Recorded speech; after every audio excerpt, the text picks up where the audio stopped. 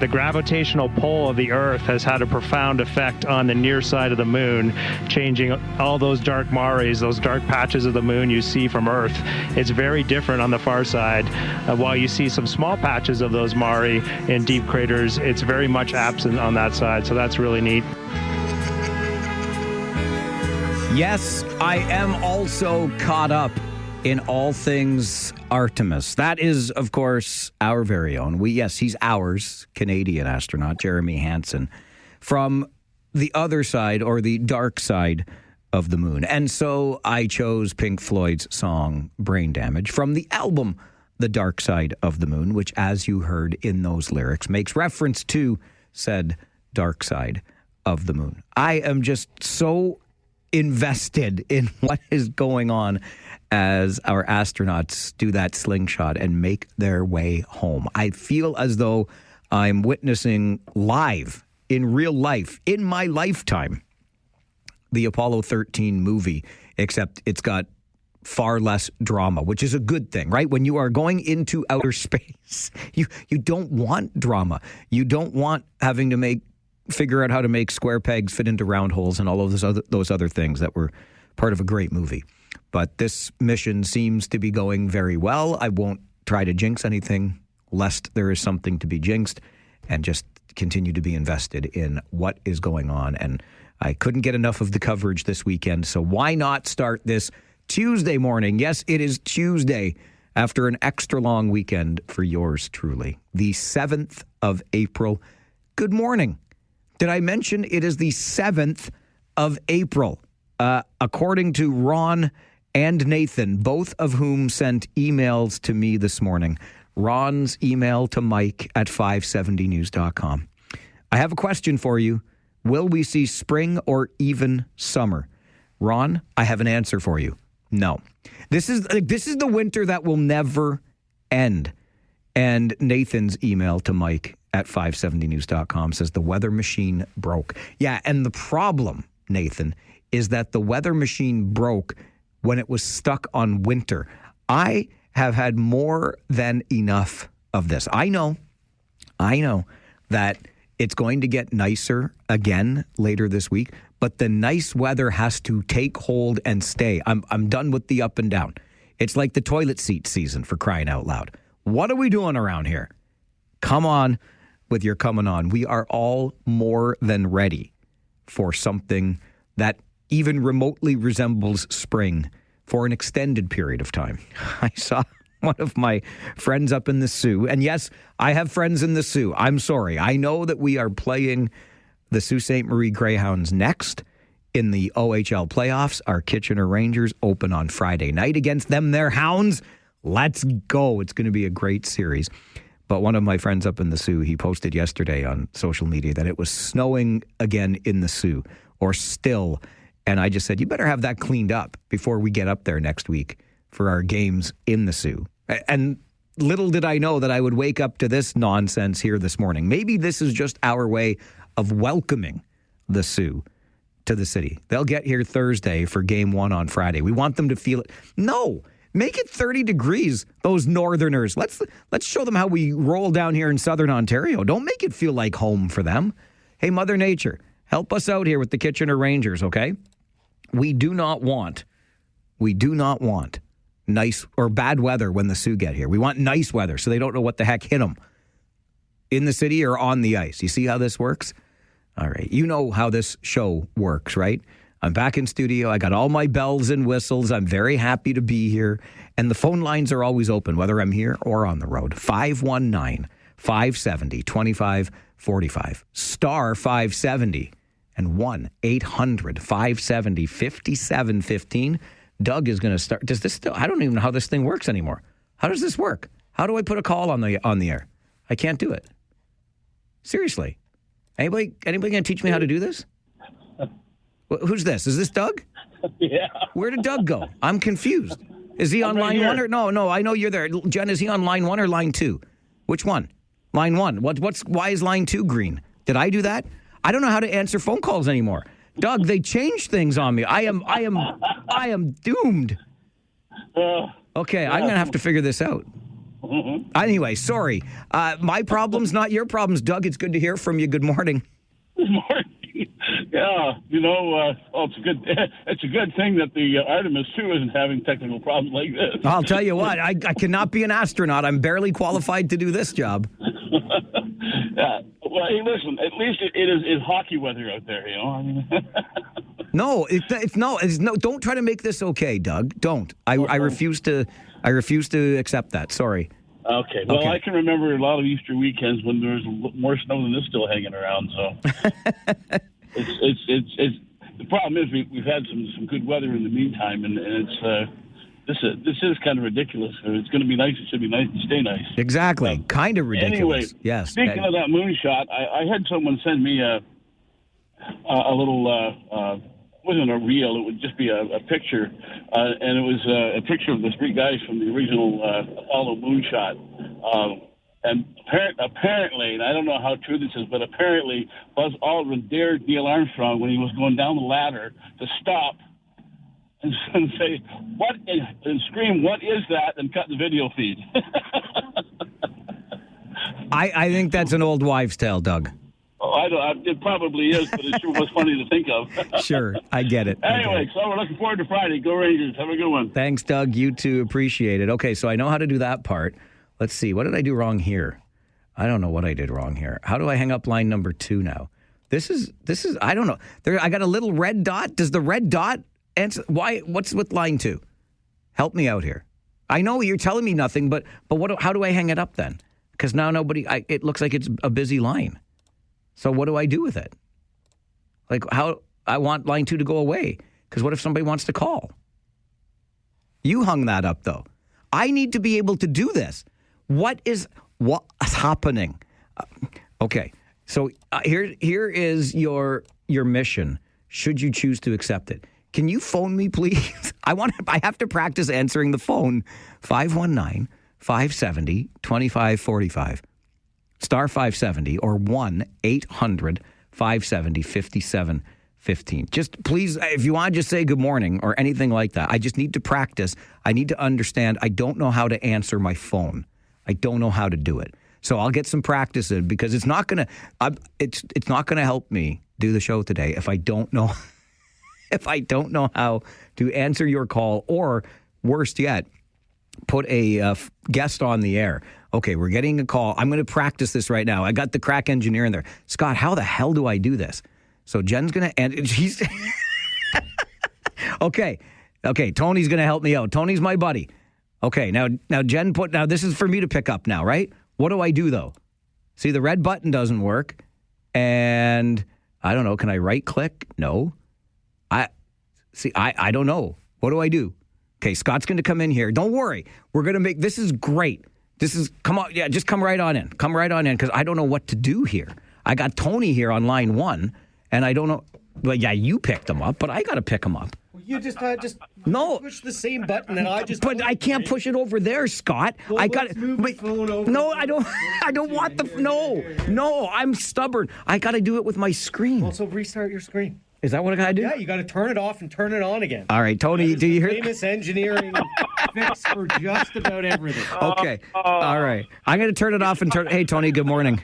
Good morning. You sound as giddy as a new bride in there, Mike. I'll tell you, buddy. This is the greatest thing. The colors are different. I don't know what I'm doing anymore. I go away for 4 days, and this is what happens. Wow. Yeah. Wow. So I just called to wish you a good morning and welcome back. Thanks, buddy. It's been a great welcome back, because they changed things while I was. Do you think I should take the hint? Like, is this done on purpose? Mike, if they're handing you your hat, you know what that means, right? No, what is it? Yes, I do, actually.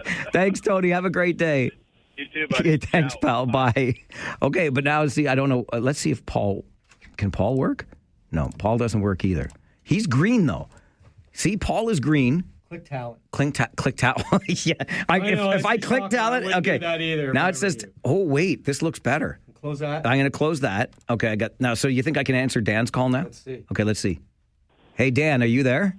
Hey, you did it, Mike. Dan, you know why? Because Scott, the smart guy, told me I should click the button that says talent. That means I'm automatically talented. Scott. Oh, I'm the talent, Mike, not you. Scott says no. Yes, Dan, you are the talent. Thank you.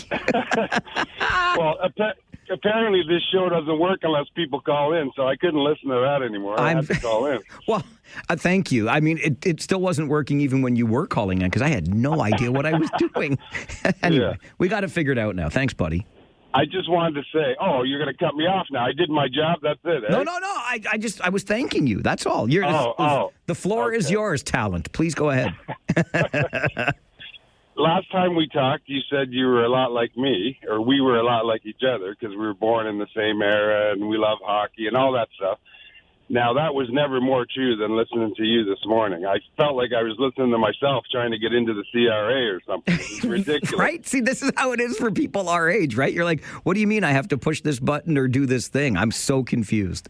I know. Well, good luck with that, Mike, and have a good day. Thanks, Dan. You too. Great to hear from you today. I'm going to go to Preston Paul next because I know how to do this now. Farwell's Force, member number 45 right here. Good morning, Paul.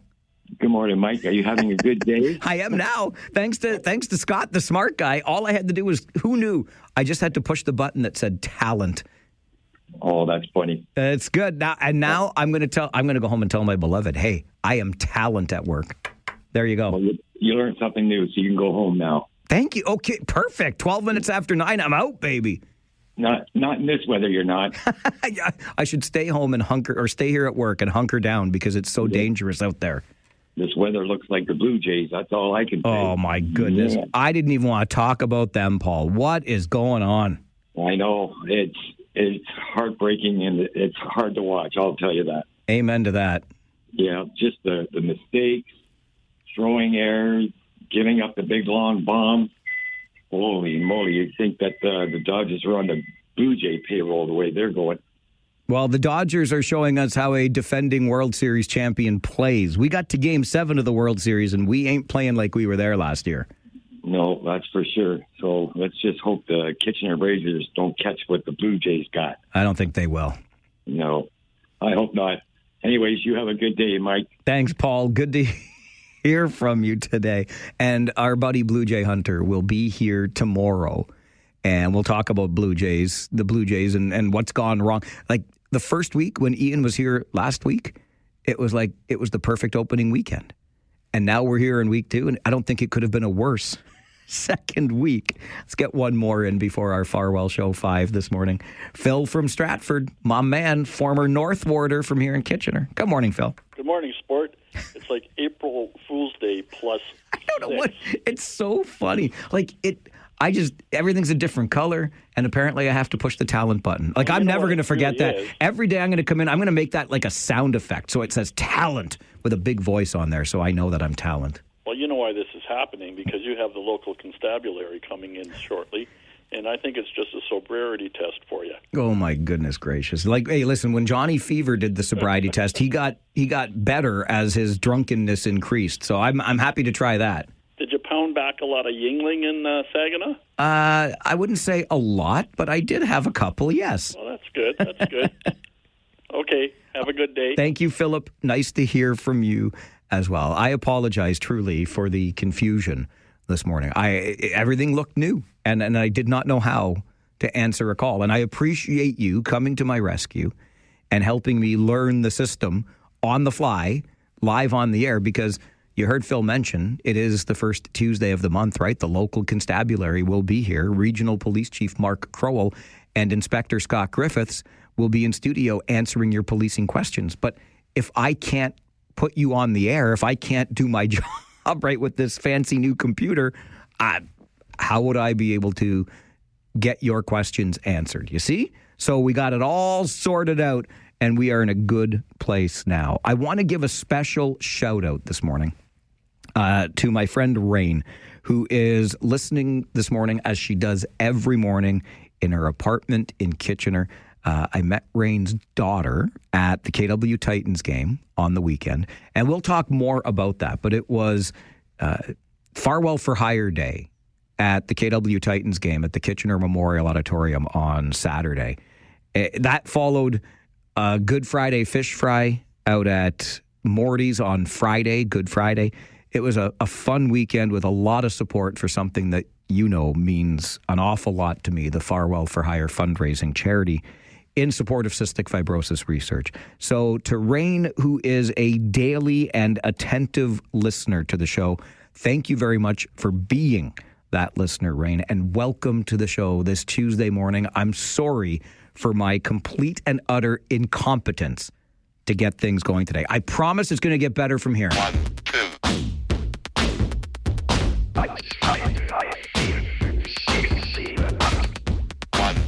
All right, how about 5, not just 2, but your Farwell Show 5 for this Tuesday morning. Number 1, beginning this Saturday, the region of Waterloo is hosting 7 community drop-off events, which will allow you to recycle your old green bin. Each event is at a different location around the region, runs from 9 until 1 every Saturday and Sunday, beginning this weekend until May 2nd. Residents can choose the following drop-off locations. Okay, I'm going to give you the whole list. On April the 11th, that's this Saturday, Waterloo City Hall in the parking lot. On the 12th, this Sunday, the North Dumfries Community Complex, again in the parking lot. Next Saturday, April the 18th, Breslau Community Center in the parking lot. On the 19th of April, the Wellesley Recreation Complex, again in the parking lot. On April the 25th, the Wilmot Recreation Complex in the parking lot. April the 26th, it'll be at the Cambridge Farmers Market in the parking lot. And on May the 2nd, it'll be at the Activa Sports Complex in Kitchener in the parking lot. Those are the drop-off events. 7 of them all around the region beginning this Saturday, where you can drop off your old green bin for recycling. Number 2, public health in Wellington, Dufferin, Guelph has suffered its highest monetary loss in 6 years related to vaccines. The health unit wasted almost $600,000 worth of vaccines last year, most due to excessive quantity, expired product, or cold chain incidents like power outages and equipment malfunctions. In total, more than 11,000 vaccines were wasted last year in Wellington, Dufferin, Guelph. Number 3, on your Farwell Show 5 this morning, the Rare Charitable Research Reserve is reminding us to keep an eye out for turtles on the roads. According to a social media post from Rare, as temperatures rise, you'll start to see turtles out and about in Waterloo Region, soaking up the sun and exploring.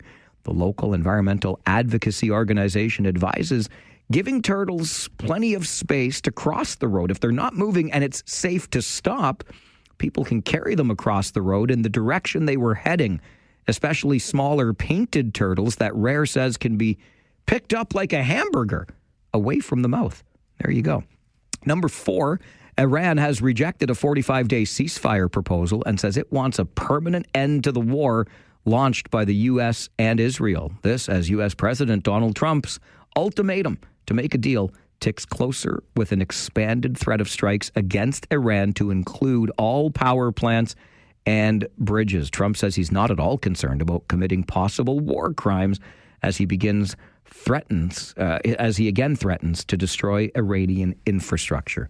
The countdown is on. Will this be another Taco Tuesday? Trump always chickens out. We shall see. And number 5 on your Farwell Show 5 this morning, the Cambridge Skating Club is celebrating its 75th anniversary with an ice show this weekend. The Enchanted Forest Show takes place Sunday at 2 at Galt Arena Gardens. Tickets can be purchased at the offices of the Cambridge Skating Club during skating hours.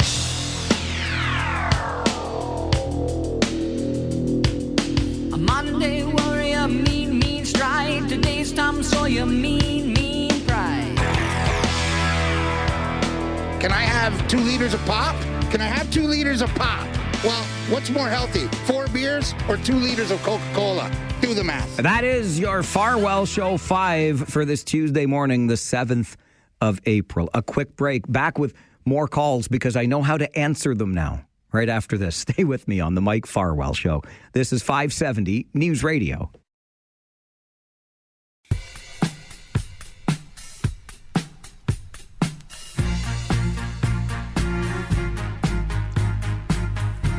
Suzanne sends me an email to Mike at 570news.com. She says, "Morning, Mike. I saw a funny sign yesterday.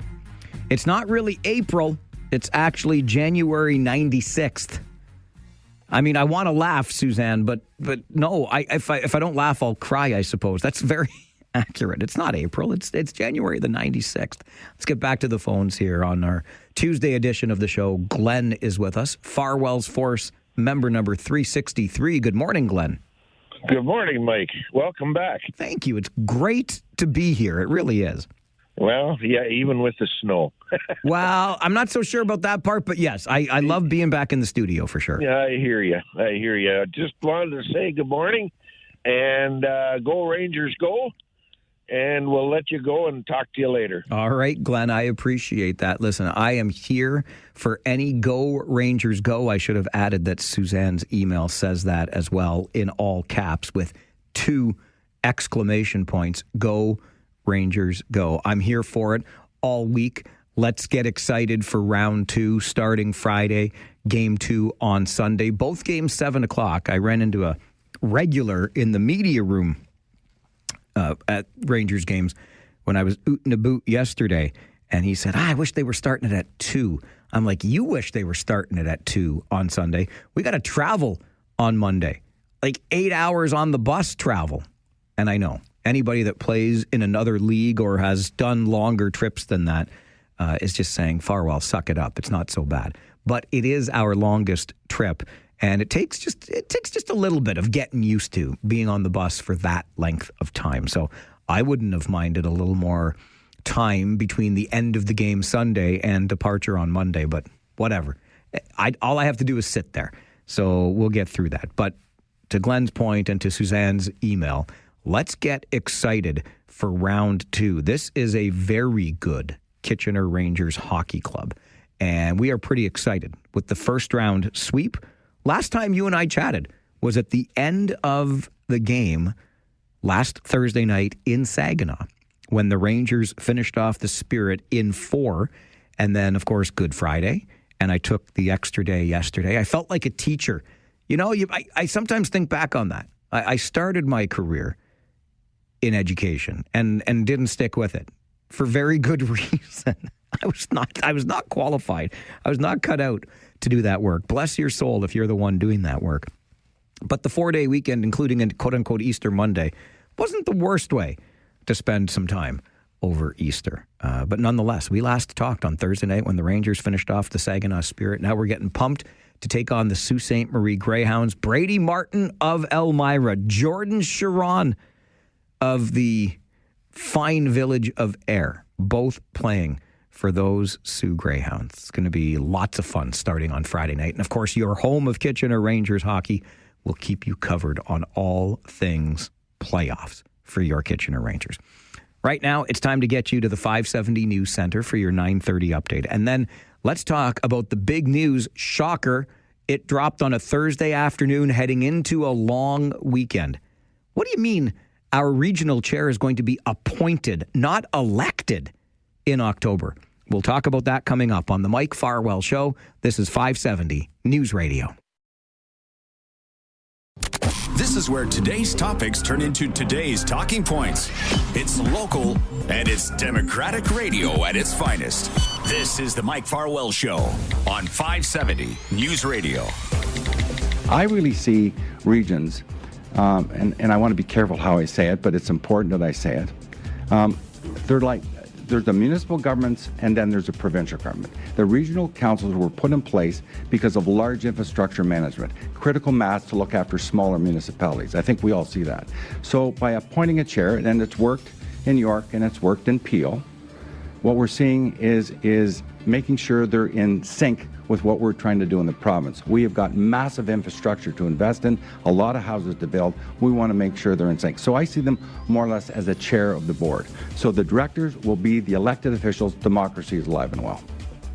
The Mike Farwell Show continues on 570 News Radio. That is Ontario's Minister of Municipal Affairs and Housing, Rob Flack, at a media conference last Thursday, during which he announced that the chairs of several regions in Ontario, including the region of Waterloo, would become appointed positions as opposed to elected. As you heard in that clip, the councillors will still be elected, but the chair will be appointed. The idea behind that being an appointed chair closer or more closely linked to the provincial government and its priorities, getting shovels in the ground, building housing, creating infrastructure, etc. And according to Minister Flack, democracy is alive and well. Some might suggest otherwise. I might be among those suggesting otherwise, but let's get into the conversation. We are joined this morning by Robert Williams,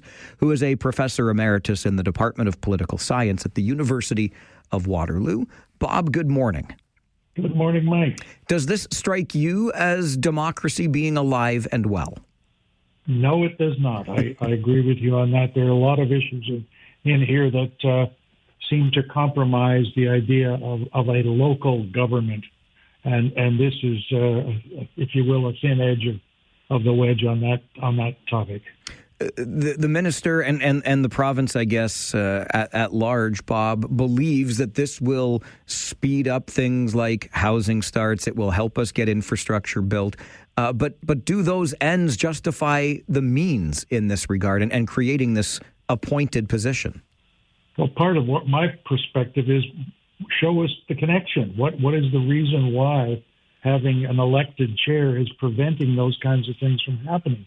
I don't think that's the factor that is inhibiting whatever these goals that they've talked about are being achieved. The fact that there's a chair who's elected and who has the responsibility to if you will, manage council activities and play other roles within the administration. You know, the fact that role is still there is what's important, but appointing them doesn't really make them any better on that count, I wouldn't have said. What do you make of the timing of the announcement? Not just being on a Thursday afternoon going into a long weekend, but the timing in the election cycle, if you will. Well, and also add to that, Mike, that the House doesn't sit this week either, so there's not going to be any further discussion for another week. But, yeah, there is a bigger question. I take it back to the point about this government was elected last year, I think. It's sort of blurring together. They've been in office for many, many months. Why are they suddenly doing this on the eve of the nomination period? If this was such an important and critical phase of their approach to their mandate, why wait till now? And then why is it sprung on us with virtually no opportunity to provide a local input? So the timing does bother me to some extent because it is a last minute arrangement that seems to contradict the idea that this is a very important priority for us and we need to get it done. Well, sorry, you've also had since Christmas to get it done, and you didn't bring the House back. So those kinds of things leave me with the sense that this is not going to be a proper debate of a constructive arrangement, because if you read the bill, it actually says, because nominations open within the month, if somebody puts in the nomination for one of these offices that might be removed, basically the legislation says we're going to pretend you didn't do that and nullify your nomination. So it's all very confusing and haphazard in many ways, I think.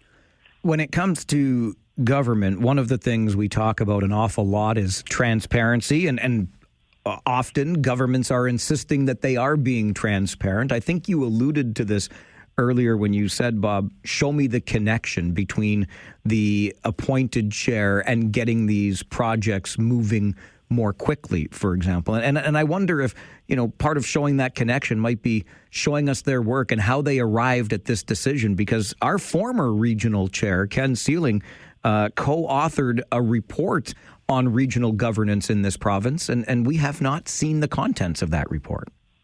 Yes, Mike, I agree with that. This is certainly a part of this, if you will, the mystery of why is this the solution? What's the problem we're trying to solve in more than just cliches about growth and whatever. But what was the research? What was the what were the alternatives that were considered? What was the trade-off that was deemed that this is the best way to address that problem? We all know through life that when we believe there's something we need to respond to, we look at a number of alternatives and make a decision. If we don't, we often find it's not the right choice. But if we don't know what they even considered, then it's hard to really appreciate why this is the best solution. And I agree that Ken Sealing and Michael Fenn did a review before the last municipal election. We don't know what they said. We don't know what they concluded about the system.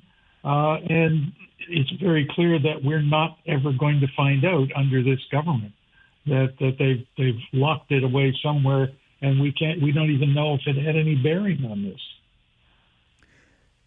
You and I have talked at some length in the past about our two-tier municipal structure here in the region, which is not unique.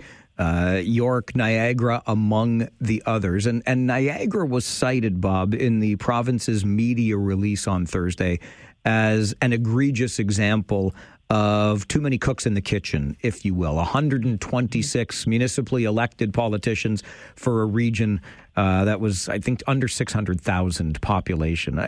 We have a region here of about 700,000 population and 59 elected representatives locally. I've always felt that was too many, quite frankly. But what does your experience and research suggest about the efficacy of two-tier municipal government today in 2026?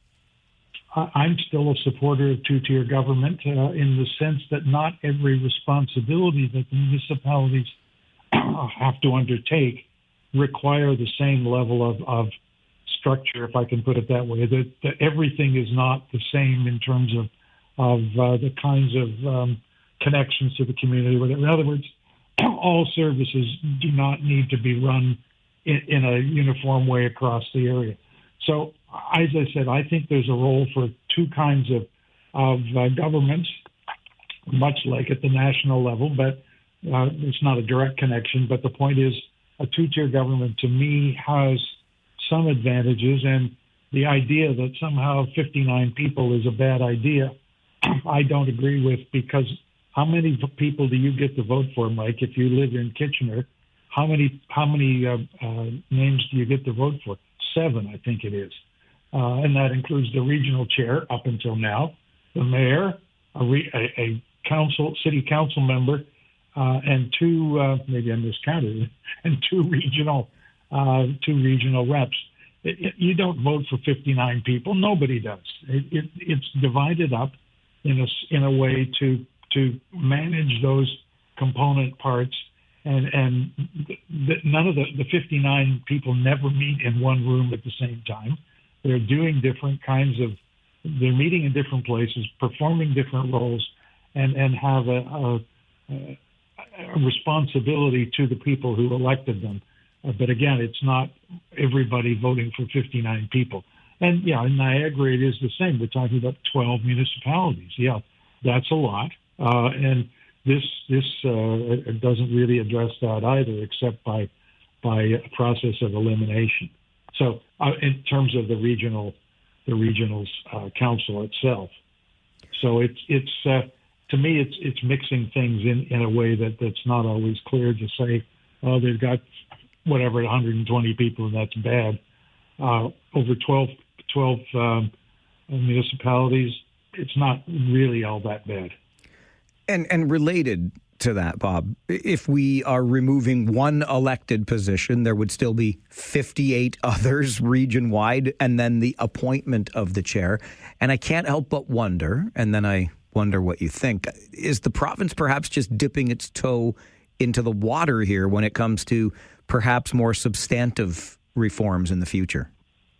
That's a possibility, and I know that there are many within the region and beyond who believe, for example, that it should be a single government for the whole region, and one council dealing with everything. It's part of what I talked about before, that I'm not convinced that that's going to improve things. But yes, there is a concern here that by stepping in to manage the question of who's going to chair the regional council, it may be getting your toes in the water about trying to make some bigger changes. And that, again, I would hope is not done on this kind of a basis where it's all signed and sealed at Queen's Park and then simply handed over and said, okay, this is the way you're going to run yourselves. Again, part of that is the question of whose government is it? We've taken the view from 1849 that there is such a thing as local government that has a democratic component to it. To suddenly pull that out from under us without any kind of an opportunity to have a serious discussion of various alternatives. It may not be an obvious one right now, but let's discuss what those options are, and perhaps they will want to do it. And I will say, and it's probably provocative, Doug Ford can't keep his hands off municipalities. He wants to be involved in the things that municipalities do. And I'm not sure that's the right role for a premier, but there certainly is a possibility that we'll see something much more dramatic over the next little while, if this process goes well.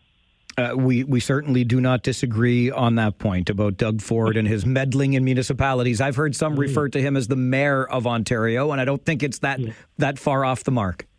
No, I agree. And this has been part of it goes beyond this particular initiative. And we know, I joke with some friends that Doug Ford wants to turn Toronto into Chicago. He spent time there and he sees things there. So strong mayor powers come out of Chicago, reinvigorating a waterfront, taking up whatever. Those are all things that he's fixated on. And I'm not sure are necessarily part of a broader consideration of their implications. As I said, the strong mayor idea was borrowed from the American system and is basically imposed on a structure that's been in place for 150 years without any consideration of are there other ways of getting to these articulated goals about housing and whatever. We don't see the connection in the community. It's a connection being made internally and basically promoted constantly as what the problem is and what the solutions are. Bob, I always appreciate the conversations. Thanks for making time for another one. Okay, we won't always agree on things, Mike, but it's fun to have the conversation. I feel the same. Thanks again. Thank you. Okay, bye-bye. Bob Williams is a retired professor of political science from the University of Waterloo. And as you can tell from that little chat, we have disagreed over the years. If you've heard me on this show from day one, which is almost 9 years ago, this June marks 9 years on this show for me. And I said from day one, I believed before I started this show, I believe to this day that we should have one level of local government, period. Full stop. Do not pass go. Do not collect $200.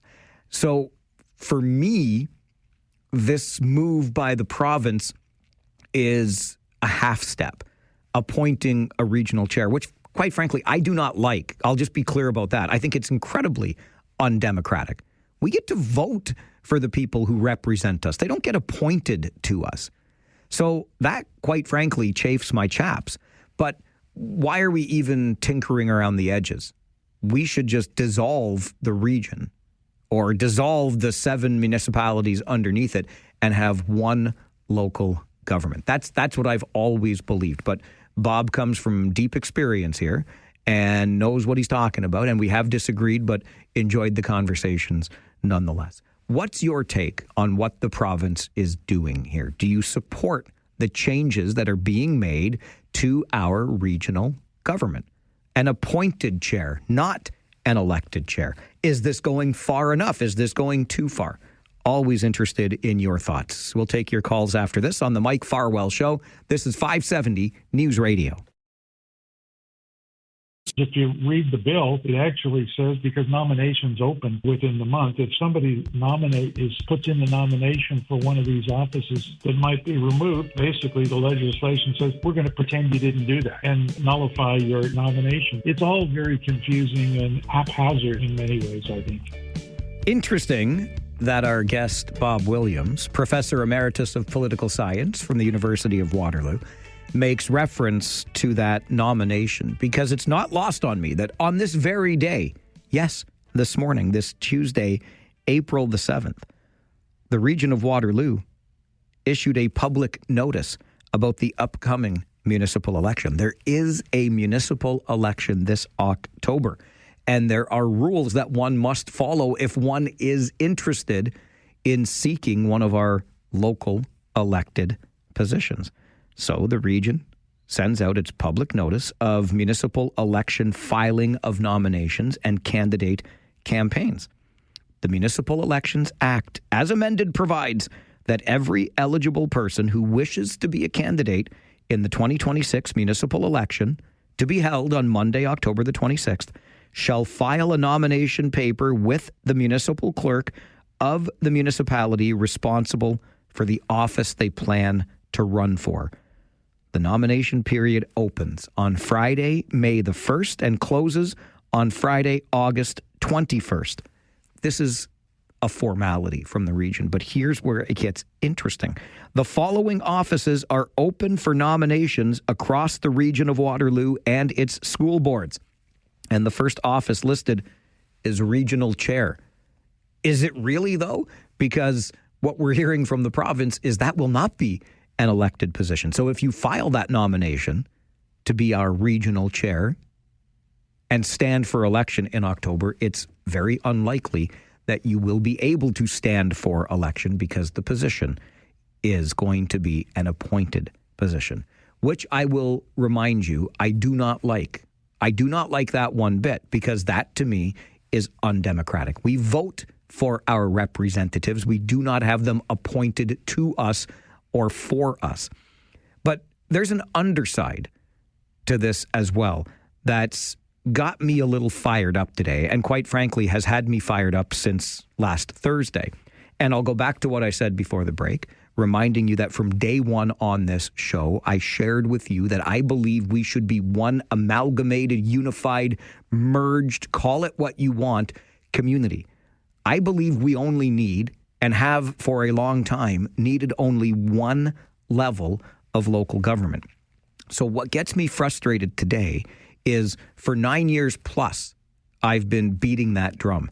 And other people far smarter and far more influential than I have tried from the grassroots level to get us to accept a new model of municipal governance, a one government solution that we could have created ourselves. Plans and ideas were brought forward, and we rejected them at every turn. For 2 decades, people have tried, and they've been rejected. So we could have, over these past 20 or so years, done something for ourselves. We did nothing, and now we get what the province gives us. So quite frankly, and I hate to make it an I told you so, but we deserve what we get, because we could have done it ourselves and we refused. Simple as that. An update from the 570 News Center, and then let's talk about the water crisis in this community and how that might be making the case for an amalgamation. This is the Mike Farwell Show on 570 News Radio.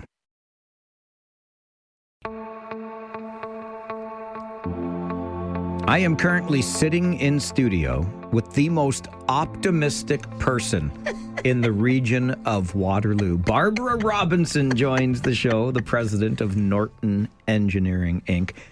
And Barbara is wearing a Blue Jays jersey. Not just a Blue Jays shirt or a Blue Jays cap, but a full-on dark blue Blue Jays jersey. You optimist, you. Go Jays. Yeah, okay.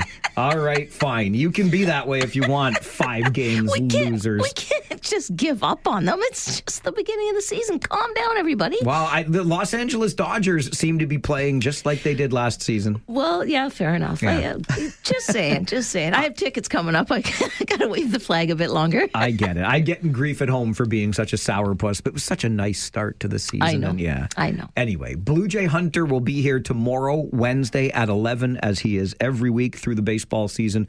We'll get more into the Blue Jays then. But Barbara is here to talk about water, sewers, and maybe just make the case for amalgamation here in the region. But let's start with downspout disconnections, Barbara, something that you have been talking about for quite some time, and for whatever reason, our municipalities are still not doing. Absolutely. As a matter of fact, I had an article published in the Toronto Star, 2-3 years ago, and I made the case for, I asked Doug Ford to have mandatory downspout disconnection across the province, like just full on across the province. Let's just do it. And I actually went to Queen's Park and met with some of his staff or whatever. So downspouts are when they take your roof water down to the ground, and they should be directing that water onto the ground, onto the grass, particularly here because we need that groundwater for our drinking water. Now, 2/3 of homes in Ontario were built prior to when the rules changed. We used to actually take that roof water and put it into the sanitary sewer.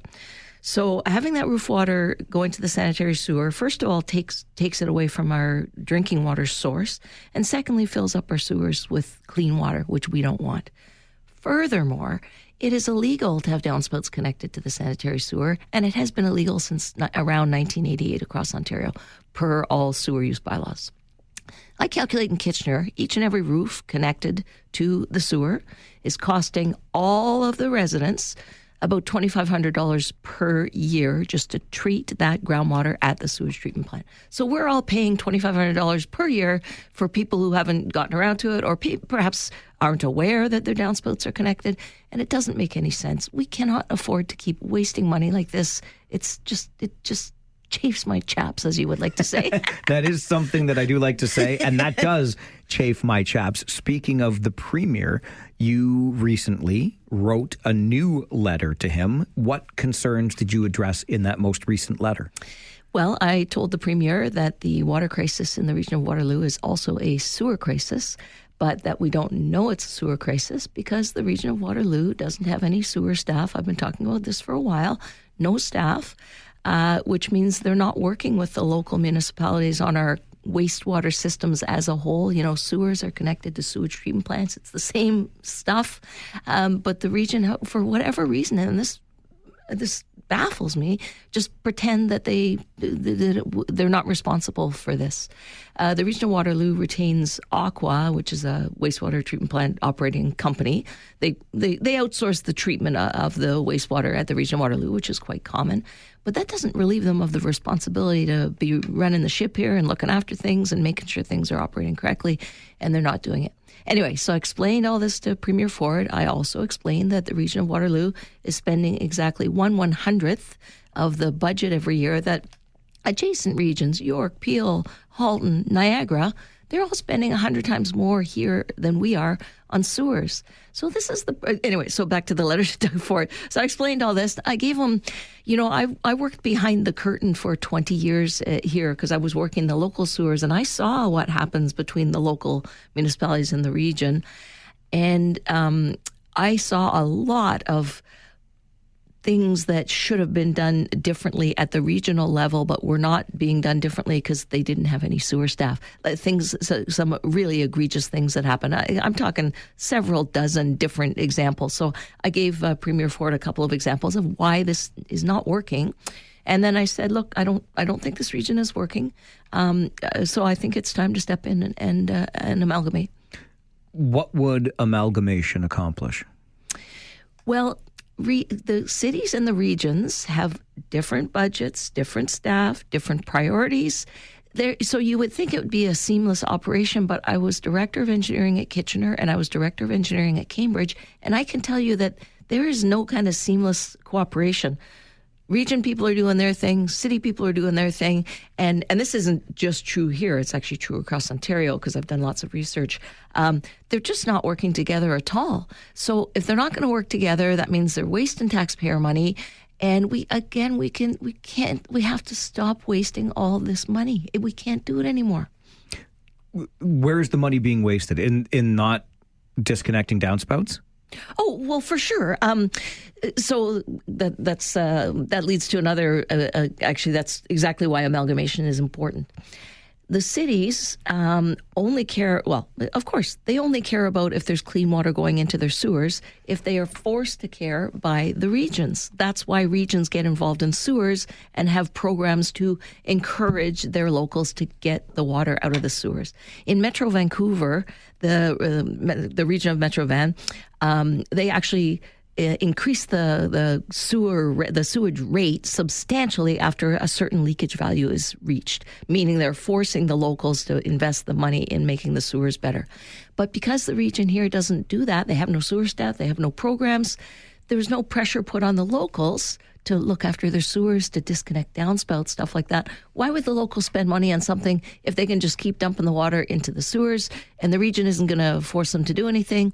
And what does the region do when our wastewater treatment plants get full? They just expand the plant. Like at St. Jacobs right now, they're looking at expanding that plant instead of taking that clean water out, instead of a downspout disconnection program, a plumbing inspection program, all the stuff that I've talked about for a long time. For pennies on the dollar, we can get that clean water out of those sewers and not spend $100 million or $200. I don't know how much it is. I know Waterloo was $350 million a few years ago, whatever. But we're talking up to hundreds of millions of dollars to expand a plant when that's entirely. And it's actually, there are national sewer standards that have been coming along since 1988 or so. And it's now a national standard. Thou shall address private side issues like downspouts and all that before expanding a wastewater treatment plant. It's a national standard. But if the region has no sewer staff, how are they going to know it's a national standard? And how are they going to run their business if they don't have that information? So I actually wrote to the project manager at the region and I said, are you aware that there's a national standard saying you can't do this? And the other thing with the region is in the case of St. Jacobs, they have they've stated the problem statement in an EA is supposed to be what is the issue that we're trying to address, and then the solution. Then you develop solutions, all the possible ways we could address that problem. The problem statement issued by the region of Waterloo is that we need to expand the wastewater treatment plant. So what type of treatment, or how should we expand the wastewater treatment plant? And I wrote to the region. I said that is not how you do an EA. The problem is insufficient capacity and flooding. All possible solutions to the problem include, expand the plant, but also disconnect roof leaders, do protective plumbing inspections, inspect private side ladder, all the easy, low-hanging fruit stuff that costs pennies on the dollar compared to expanding plants. So I'm saying, look, if the region has no interest in saving taxpayer dollars or working with the locals or having their own program, maybe it's time for us to amalgamate. You delegated to regional council a month or so ago. February 10th. February 10th. You've written this letter to Premier Ford. What's the response been to those overtures on your part? Well, I delegated to the regional council on February 10th. I was actually in a wheelchair and pretty uncomfortable because I had just broken my ankle. Anyway, not a single councillor even looked at me. It caught my eye. And there was one question. Colleen, the chair, asked me a question. I really appreciated that. And everybody else just cut me dead. And I had to leave a little bit early because I was really uncomfortable in that wheelchair. So my friend was pushing me out and we had to go behind the horseshoe because I had to use that ramp behind the horseshoe. And all the councillors on that side nodded to my friend. I don't think they knew him, just, thanks for coming. And nobody even made eye contact with me. And, if I were a regional councillor and I had someone like me, and listen, I don't care if they like me. I'm not in the business of being liked. I'm in the business of working for residents and saving money for the taxpayer. I don't care if they like me or not. If I had a delegation come forward and I was a councillor and realized based on not just the delegation, I wrote the region a letter ahead of time to give them a little more detail than I was able to do in a presentation. I'd be saying, gee, we obviously don't have enough information. Listen to all this stuff Barbara's been saying, and obviously I've been saying this stuff for years anyway on the radio and TV and whatever, newspaper. Gee, we need to get more information. Maybe we should have her back to do an actual sewer talk, a sewer lecture, which, as you know, I do all over Ontario all the time. That's where I teach people about sewers. In 45 minutes, I can convince a room full of people to disconnect the roof leader, to get a plumber to CCTV. I am not kidding, to CCTV inspect their lateral. None of these councillors are interested in just getting some more information. They're not committing to doing any program or whatever right now, but wouldn't they want more information? And 2 weeks later, I won't say it was unkind, but it was certainly disrespectful email from one of the mayors. First of all, she explained to me how sewers work. I'll just leave that there. And then she reiterated that, excuse me, I just lost my train of thought here, how sewers work. And then she said, I don't understand how why you keep saying that we're wasting hundreds of millions of dollars by not looking after sewers. Well, Mike, I think you understand that by now. I've been talking about that for a long time. So, and I just replied, and I can't say my reply was all that warm either. And I just said, of course you don't understand. You don't have any staff. You have no interest. You have nobody's doing anything. How could you understand? Why would you? How about you get the information? Like, we're talking councillors here. Aren't they leading our municipality? What are we doing here? Does, in light of all of this, Barbara, the water crisis that we're experiencing, talking about freezing development surprise you in any way? Not at all. Not at all. Like I said, I know more about wastewater, but I certainly know about how things go on at the region. Again, behind the curtain. Remember the Wizard of Oz, what's actually going on behind the scenes. And again, I found so many problems with the wastewater treatment plants. And I don't know anything about, honestly, I know nothing about wastewater treatment plants, but I'm working in the sewers and then I'm checking data from the plants and I'm comparing things. And I found so many problems. And of course, I reported them all. And one involved the Ministry of Environment and was coming down hard on the region for something they were doing incorrectly.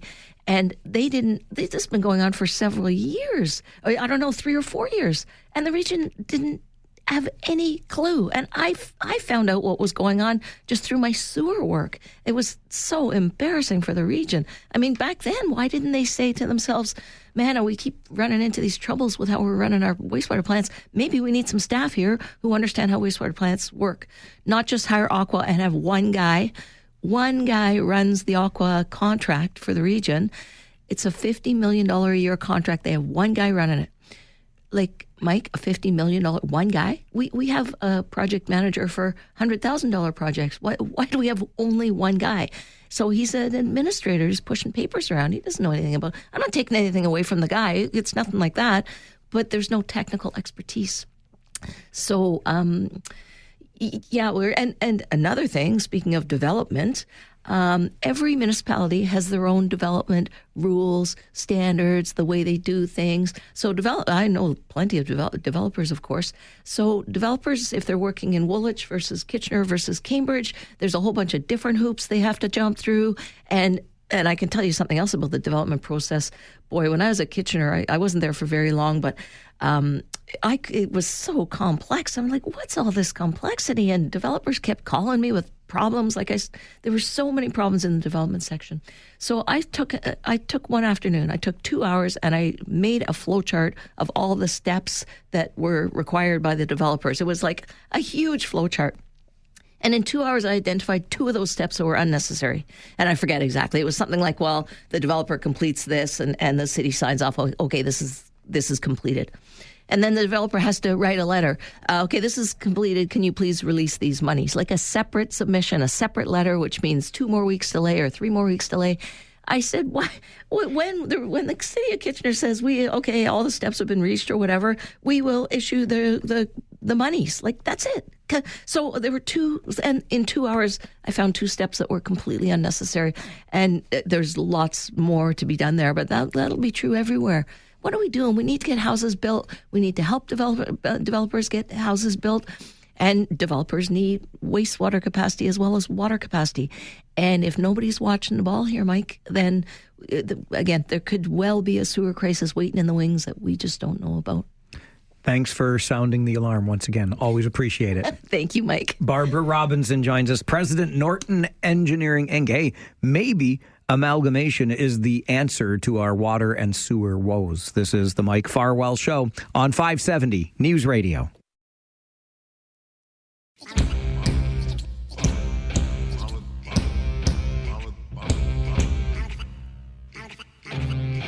I was thinking about this yesterday because in case you didn't know, when I'm not here in the studio or remotely in Saginaw or next week Sault Ste. Marie hosting the show, all I do is think about the show. This show is all consuming for me, and I don't mean that in a bad way. I love doing this show. I love having these conversations.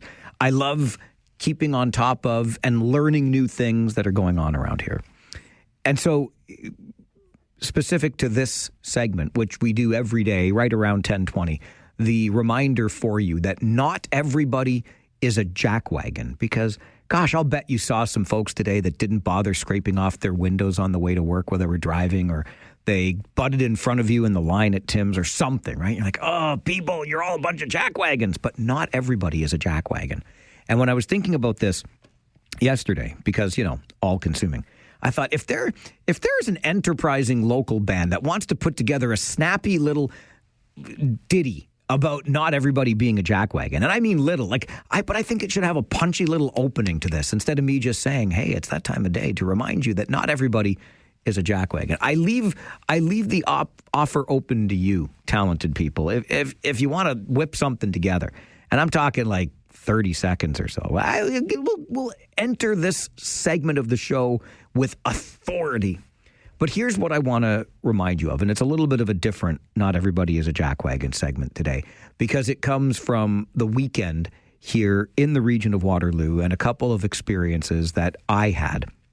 One being on Friday at Morty's, where they did a partnership again with the original owner of the original Sonny's and brought us a Good Friday fish fry, and they donated a portion of proceeds from that fish fry at Morty's on Good Friday to Farwell for Hire in support of cystic fibrosis research. And then on Saturday, I was at the KW Titans game because it was Farwell for Hire Day with the Titans. And here's the thing. You might sit back and say, well, the Schoolies and the Hirani family with Waterloo Region Sports and Entertainment have this basketball team, and, they can have a day to host a charity and whatnot. And yes, they can, but they don't have to. And when I was at Morty's on Friday, I got into this chat with Jay, the co-owner, and I was thanking him profusely for a $2,500 donation to Farwell for Hire. Like, what a great start to our annual spring campaign.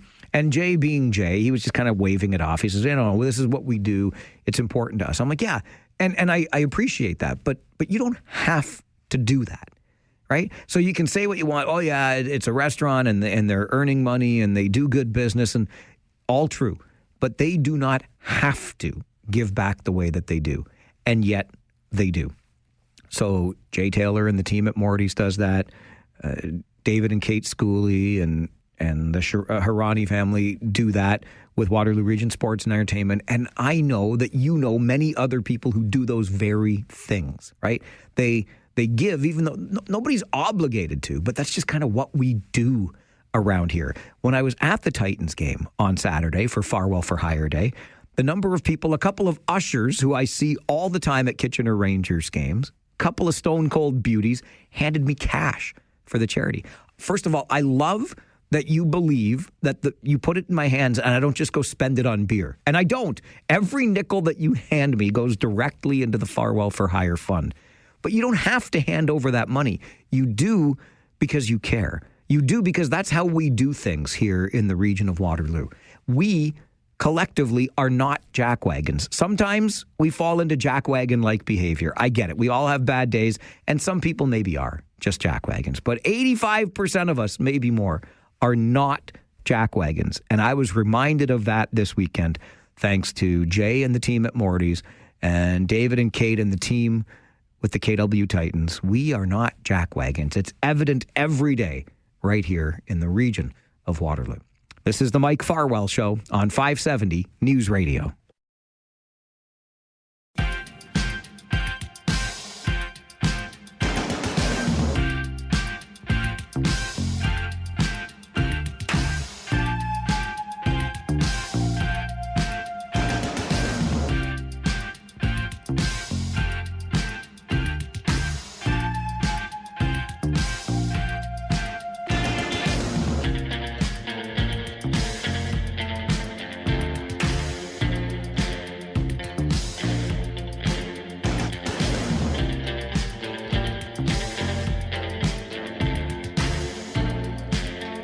We are about a month into our new waste collection system here in the region. How's it working out for you? Because if things have improved, and admittedly, in the Farwell household, grumpy as I may be, things have improved such that on collection day, things are actually being collected by that fancy new truck with its mechanical arm so that no human being has to lift the garbage bags or bins that used to sit curbside. So the stuff is actually being collected. I say I'm grumpy because I still don't like it. Mostly it's the change of it all and the aesthetic of having these bins at the back end of my driveway, but I digress. About a month in now, it seems to be working better for many of us, but it's certainly not working better for all of us. And I have some documented evidence of that to share in just a moment. Before I do that, I want to give a shout out, and I do mean a huge shout out to our U18 AAA Waterloo Wolves. We are getting very excited in this region for the opening of the second round of the OHL playoffs. Kitchener Rangers and Sault Ste. Marie Greyhounds starting on Friday night at the Kitchener Memorial Auditorium. But those U18 AAA Waterloo Wolves won the Alliance Division this past weekend and are now moving on to the TELUS Cup. The Central Division has also been conquered against the top 6 teams in Ontario, and our Wolves, the U18 AAA Waterloo Wolves, sit atop them all. So at the TELUS Cup, the Waterloo Wolves U18 AAA team is going to play against the top 5 teams from across Canada and the host team of Peterborough in the last week of April. So a few weeks from now. Way to go, you Wolves. We are behind you every stride. Not step, because you stride on skates, right? Every stride of the way. So congrats to the U18 AAA Wolves. Also, a shout out to those Cambridge Redhawks. Are you kidding me? After a record-setting regular season, how about back-to-back sweeps in the first 2 rounds of the playoffs? In round 1, it was 4-0 over the Caledonia Corvairs. In round 2, 4-0 over the Pelham Panthers. The Redhawks are now awaiting their opponent in the Eastern Conference Championship. Go, you Redhawks, go. I wanted to make sure those deserving shout-outs happened as I get into the story about that waste collection system and the documented evidence I have that it's not working for everybody. I can tell you that for free. George is with us on the phone. Let's just go quickly to George and see what's on his mind this morning. Hey, George, good morning. Yeah, good morning, Mike. How you keeping? I'm great, thanks. How are you? Good. To answer your question, generally, I'm happy with it. A few of the kinks have to be worked out, but generally I'm happy. My big question is, and I can't seem to find an answer for this. I was hoping you would help me or somebody would help me. It said the maximum weight is 85 pounds for those garbage cans. I'll have to look into that, George. I listen. It's a mechanical arm. I didn't know that the mechanical arm had to be protected from lifting something that was too heavy. I mean, how much can you really get? Well, let's not go down that path. I was going to say, how much can you really get in there if you're stuffing in 3 garbage bags? I will look into that, George, and see if I can find an answer for you. Maybe my Waste Whiz app knows. I love the Waste Whiz app.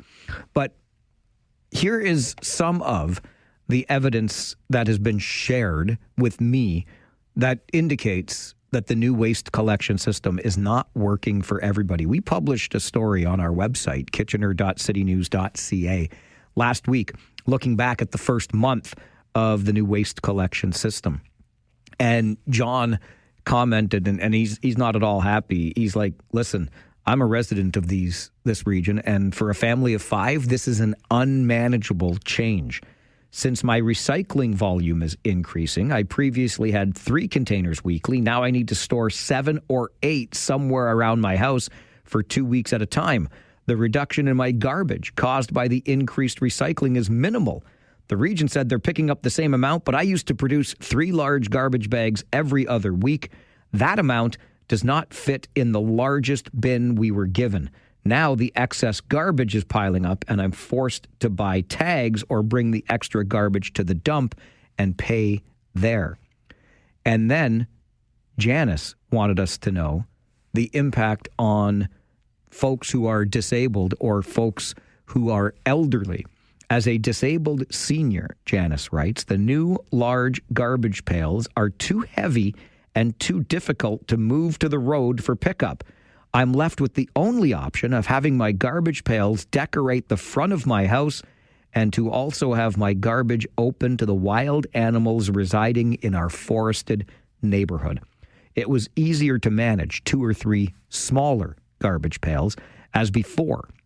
I've searched your articles on this new method, and I do not see any information or considerations specifically for the disabled seniors in Cambridge. Please develop options for the disabled and senior citizens of Cambridge. Janice would like the region to take a closer look at. Those were comments made when we posted an article on our website, kitchener.citynews.ca. But wait, there's more. I said at the outset, documented evidence that this is not working for everyone.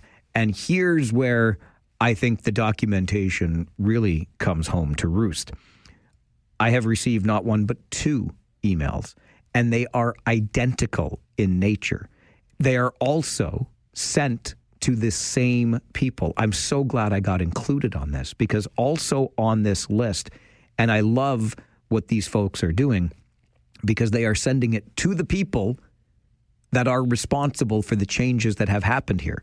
Circular Materials, which is now responsible for recycling province-wide. So Circular Materials is copied on this email. The Region of Waterloo's Waste Management Department, absolutely fair enough. And then local MPPs, because it's a provincial change on the recycling front.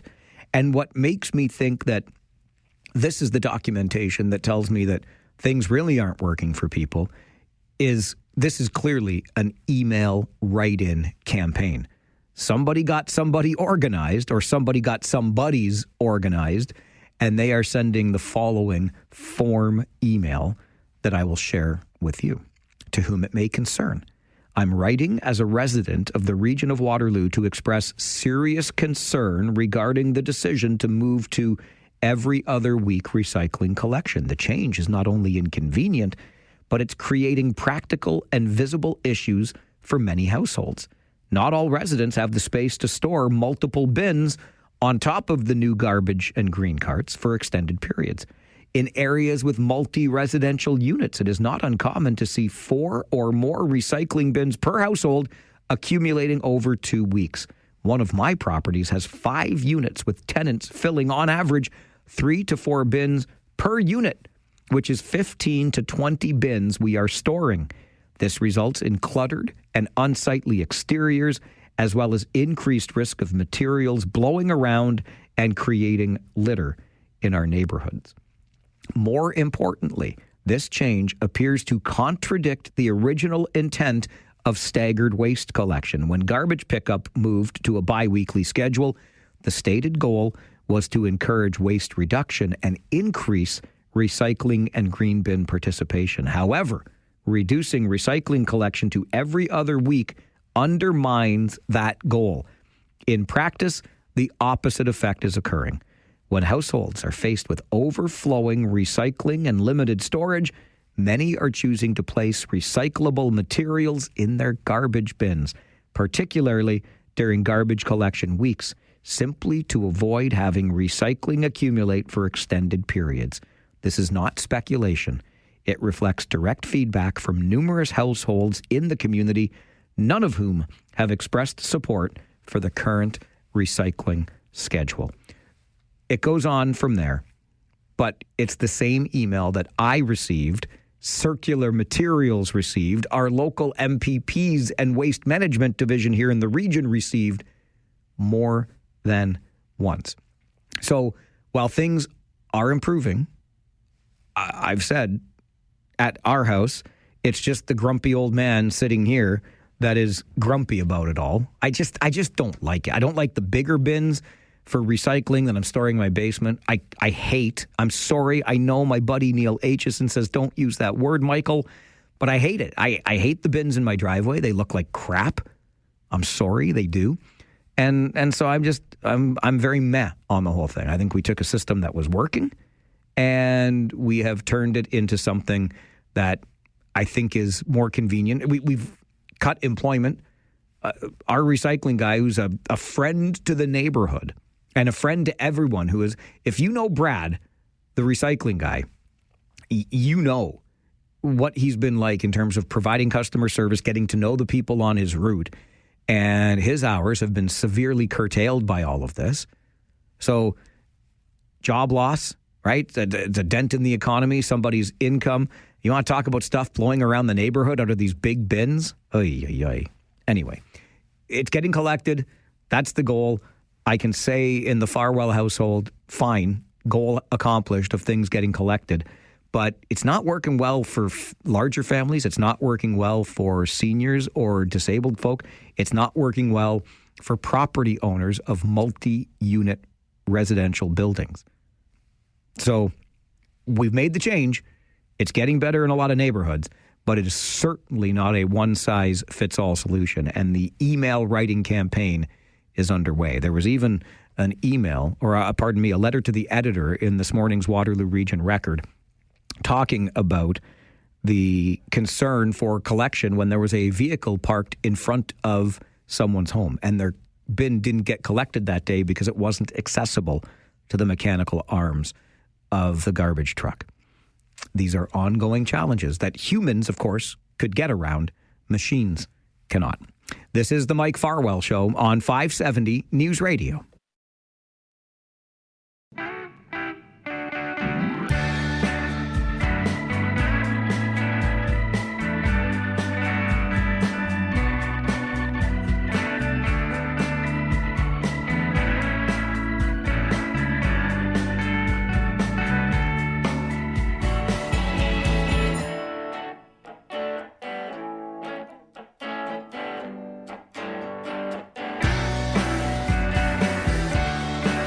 What a perfect time to get the email from Marlene to Mike at 570news.com. Hey, have we broken our all-time winter snowfall record yet? Inquiring minds want to know. Marlene, the answer is no. And we won't break it this year. However, we came awfully close. The record is 251.4 centimeters. That was set back in 2007, 2008. As of mid-March, we were at 232 centimeters of snow. So about 20 centimeters light of the record. And we've only had dustings since. There might be a centimeter or so, maybe a centimeter and a half from overnight. But we're a long way from that record from back in 07, 08. Thank goodness, although it's been a brutal enough winter. And I bring that up because we're looking ahead to spring, and in particular, the spring concert with our friends at the Noteworthy Singers, a member of which, Pat Klassen, is with us here this morning. Good morning, Pat. Good morning, Mike. How are you today? I'm very well, thank you. How are you? I am great. And I'd just like to start by saying thank you to you for giving our choir a little bit of time again this morning. I am always happy to do that, especially because we're talking about a spring concert, Pat. I mean, my goodness, we need spring in every sense of the word right now. We definitely do. And I think that our upcoming concert will provide hopefully some spring weather, but certainly will be reflective of the name of our concert, which is Voices of Joy. Voices of Joy coming up on Saturday, May the 2nd. We'll get into that more in just a moment. But before we do, can you tell us a little more, Pat, about the Noteworthy Singers? Well, the Noteworthy Singers, we are a community choir. We call ourselves a community choir for adults that are 55 plus in age. We prefer that to being called the seniors choir. But our choir has been around for a long time. We have been called the Noteworthy Singers for the past 14 years. Prior to that, the choir had a different name. Some people that are listening may remember the Merry Melodies. But we have been the Noteworthy Singers under the capable direction of Terry English for the past 14 years. And as a member of this choral group, Pat. I mean, what's the experience like for you and your fellow singers? Well, I think we have developed a real bond through our love of singing. We very much have enjoyed the involvement that we've been able to participate in through choir, but also the way that our choir has been able to give back to the community. I think it just creates a really special bond amongst our group of approximately 70 members. Giving back to the community, I know, is something that's really at the core of what Noteworthy Singers does.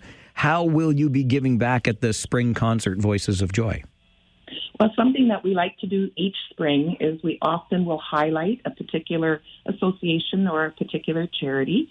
And in the past, we have partnered with something that I think you're quite familiar with called Farwell for Hire.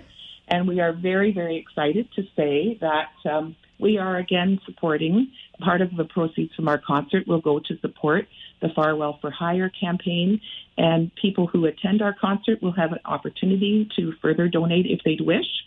And I understand that there is a possibility that we may have a very, very special MC with us on the day of our concert. I have May the 2nd at 3 p.m., Pat, locked in my calendar already. So we're just hoping that there won't be any other scheduling conflicts. But it's in there right now, and we're aiming for it. And tell us more about this concert on May the 2nd at Knox Presbyterian Church in Waterloo. Well, our concert is scheduled, you're right, for May the 2nd at Knox Presbyterian. Knox is a wonderful venue for performing. The acoustics are great. People who attend our concert will be comfortable. I do want to say a little bit about ticket sales.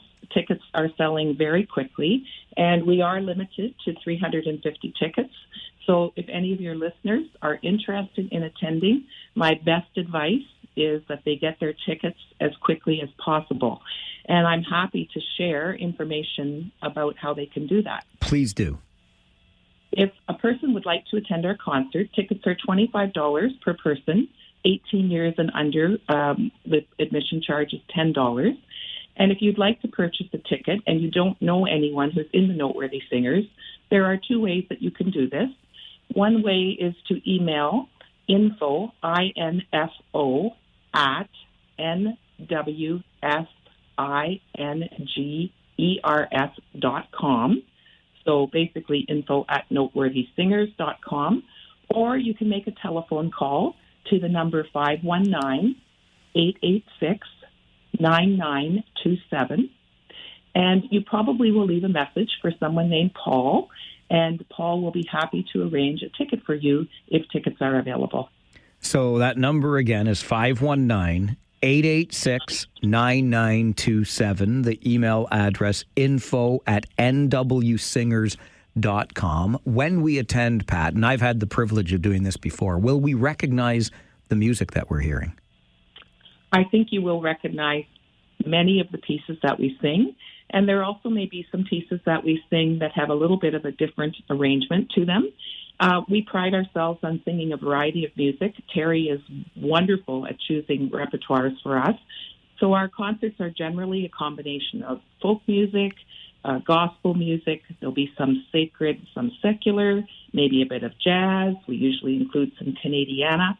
And one thing that I think has made our concerts particularly special is that we often feature some guest musicians who help us out. We have a fabulous accompanist. His name is Jack Wyndham. And Jack is going to be playing with a trio with two other people, Dan Brennan and Andy McPherson, who've accompanied us at many of our concerts. They're just amazing. And the three of them really add a special vibe to our music. But this year we are also going to be joined by a gentleman named Jerzy Kaplenik. Jerzy is a teacher at Laurier, but he also is a world-renowned violinist. And he is going to be joining us for a couple of pieces which I think are just going to be spectacular. So if nothing else, coming to hear our accompanist, in addition to the choir, I think will make for a very, very memorable afternoon for those who choose to attend. Well, it's always been memorable when we've had the chance to attend before, Pat, and I can't thank you enough for the support of the charity that means so much to me. Looking forward to seeing you on May the 2nd. Thank you for this. Thank you very much. We very much appreciate the support that we've received from you and from your show and from the KW community, not just in attending our concerts, but also in supporting the other things that we think are important to support within our community. Thanks again, Pat. Enjoy the rest of your day. We'll talk soon. Thanks very much, Mike. Stay warm, and let's hope that we have some real spring weather in the very near future. We will for sure. Bye-bye. Thank you. Bye-bye. Pat Klassen with the Noteworthy Singers. Join us on Saturday, May the 2nd for the spring concert in support of Farwell for Hire. Info at nwsingers.com. This is the Mike Farwell Show, 570 News Radio.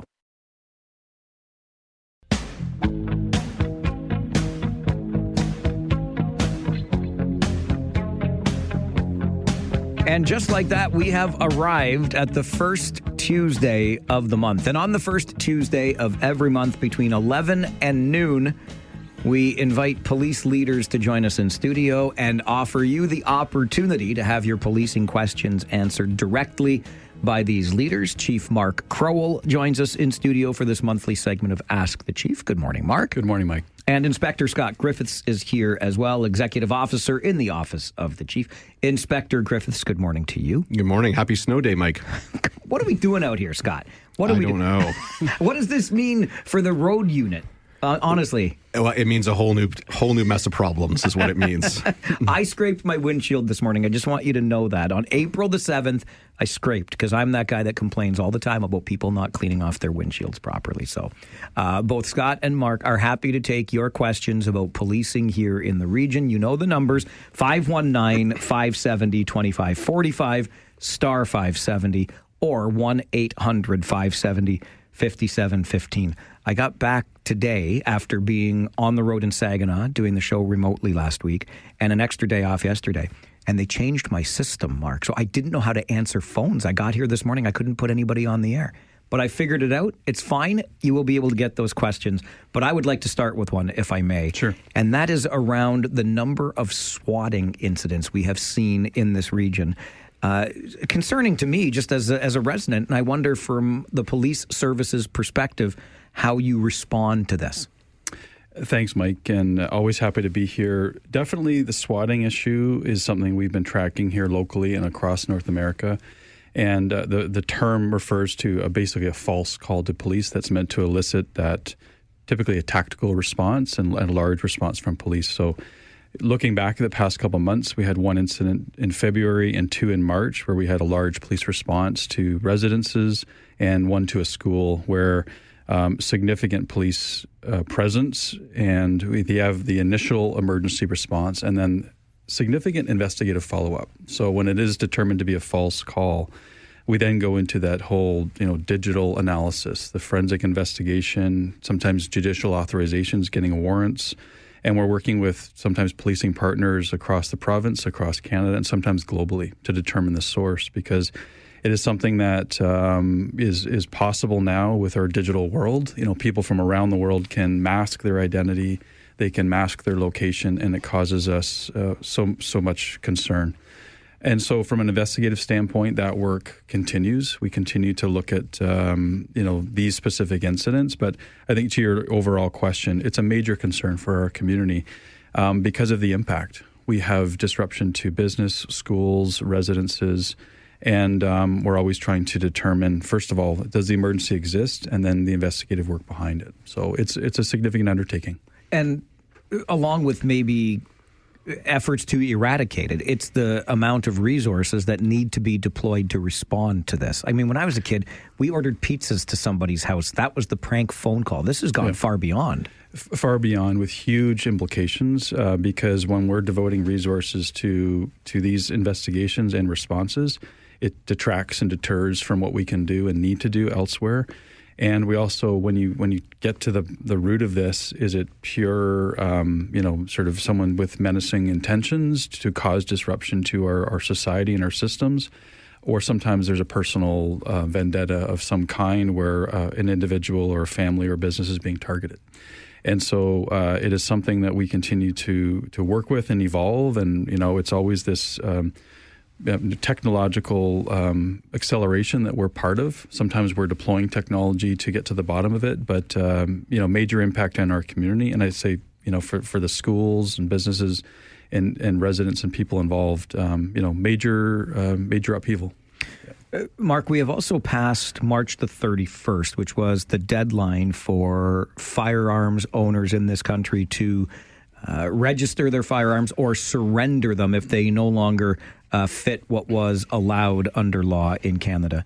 And regional police have said that they will be participating in and supporting this federal gun buyback program. Why is the police service doing that?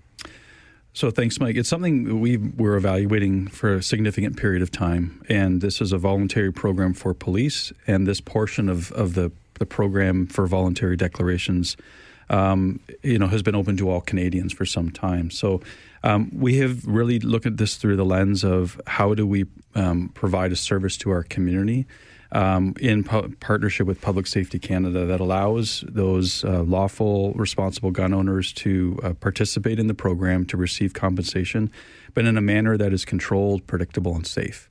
And so that was our decision point in accordance with the law. We don't make the laws of the land, but we seek to uphold them. And we're looking this through the lens of amnesties that we've participated in before. And it's very important for everyone to understand is our number one priority is violent crime, holding violent offenders accountable, reducing firearms and other forms of violence. And that will remain our top priority. But this participation allows us some additional resources to supplement our current workforce with a small number of people that can facilitate the program. So the voluntariness period has ended. We have, as of last week, upwards of 800 firearms registered to be facilitated through this program. And we'll then work with Public Safety Canada to have those appointments, and we'll get the program moving.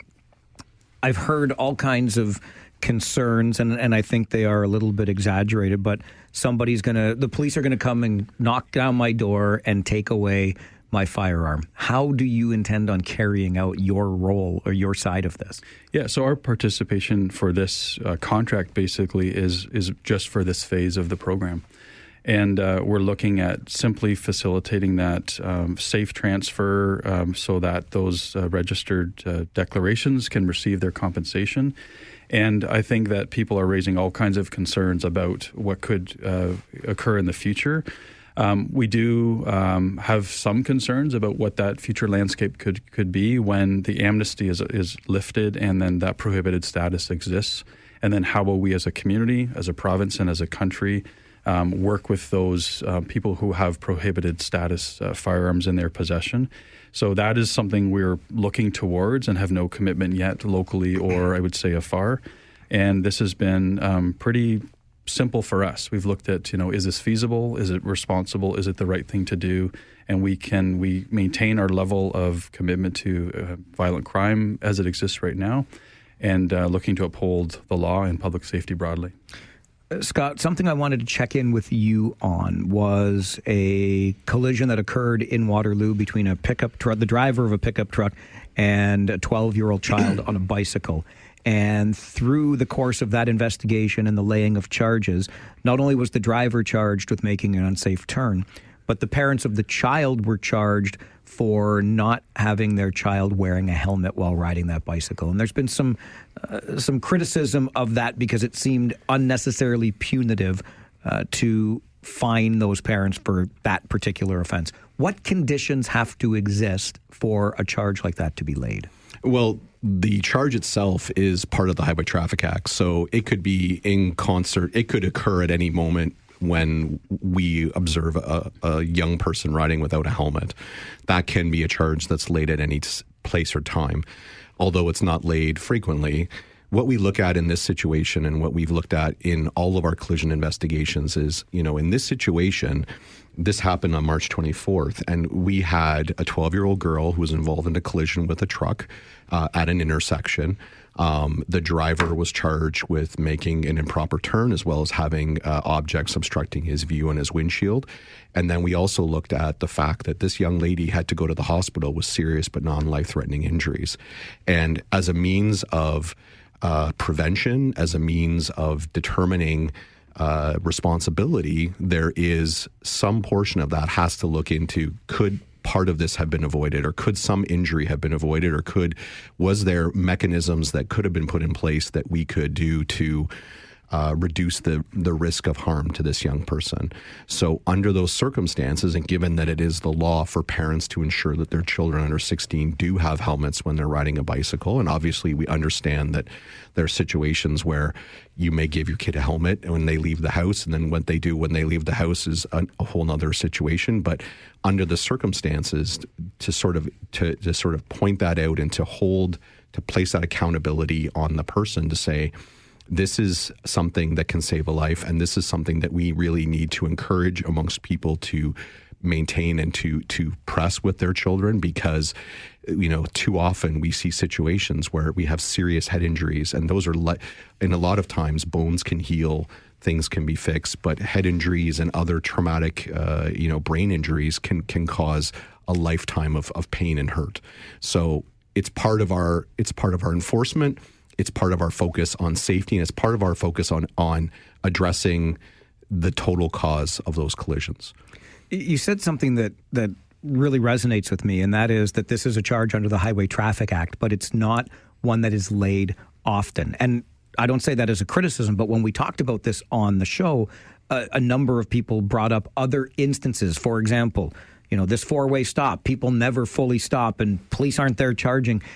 I think this is actually the good reminder that, police can't be everywhere at all times, but these laws do exist on the books, and they will be enforced when the situation is appropriate. Yeah, and there's so many moving parts when it comes to enforcement, right?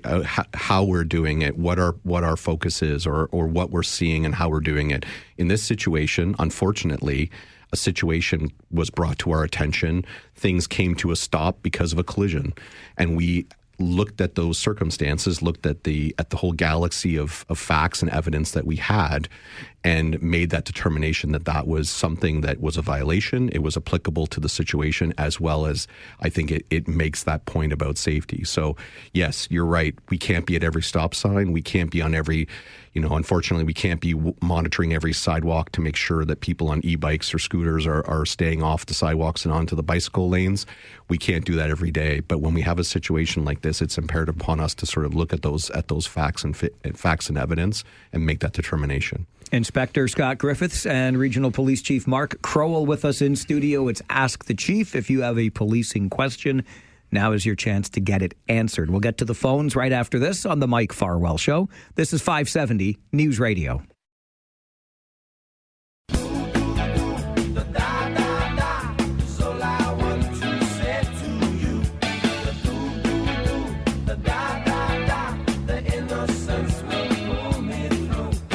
It is the first Tuesday of the month of April, this 7th of April. And on the first Tuesday of every month from 11 until noon, we open the phone lines to you to have policing questions answered by our police leaders here in studio. Those leaders, of course, Regional Police Chief Mark Crowell and Inspector Scott Griffiths. Let's get to the phones and hear your questions, starting with Kyle. Good morning, Kyle. Good morning. I have a question for you guys. Last week, we called in a possible drunk driver, or maybe the person was texting and driving, swerving all over the place. Obviously, where I live, it's an OPP detachment. But, and maybe you can't fully tell us what happened, but what's the process on that? Just going between 86 there, I guess Wellington Road 12 and to Listowel, we backed off, obviously, didn't want to get too involved. We just called in license plate number and all that stuff. Backed off, let the driver do its own thing. But for about 25 minutes, we didn't see a single police officer even on the side of the highway or road just waiting for that. And maybe there's other calls that were more of a priority. But can you just give us a little bit of in-depth of what the process is when somebody gets called in for something like that? Thank you guys very much, and have a great day, and I appreciate what you guys do. Thanks, guys. So first of all, Kyle, thank you so much for calling in and making that call to 911 regarding your concerns, because, those are situations where we can possibly save a life when we have people who are driving drunk or obviously driving without any care or attention to the roadway. In the situation that you're talking about, your call would have gone to the OPP Provincial Comm Center. The call taker, I'm sure they asked you a bunch of questions about your location, about the information that you had on the vehicle, hopefully a license plate or some description of the vehicle. And then those calls are put on the screen for a dispatcher who is responsible for that area. So in our area, we have dispatchers for our North Division, our Central Division, and our South Division, as well as our Rural Division. And those dispatchers will triage that call and put it on the screen if it's, especially those are priority calls, so it'll get attention as soon as possible. And I'm assuming OPP would do the same. And what they'll have to decide is they have to allocate their resource or allocate their officers from where they're coming from. And in OPP territory, there's sometimes the fact that they're coming from a long ways away. They have a much larger area to cover sometimes. When we're in an urban environment like Kitchener, Waterloo, Cambridge, obviously our response times are much higher because we have officers that are focused on that core area. The other possibility is that if they have officers who may be a distance away, that instead of trying to be right at the location where the vehicle is, they're going to start heading towards a residence based on the vehicle registration information or something to that sort, where they can intercept the vehicle as it comes into a town or as it comes into a residential area. Knowing that the vehicle is likely headed in that direction or likely headed towards that.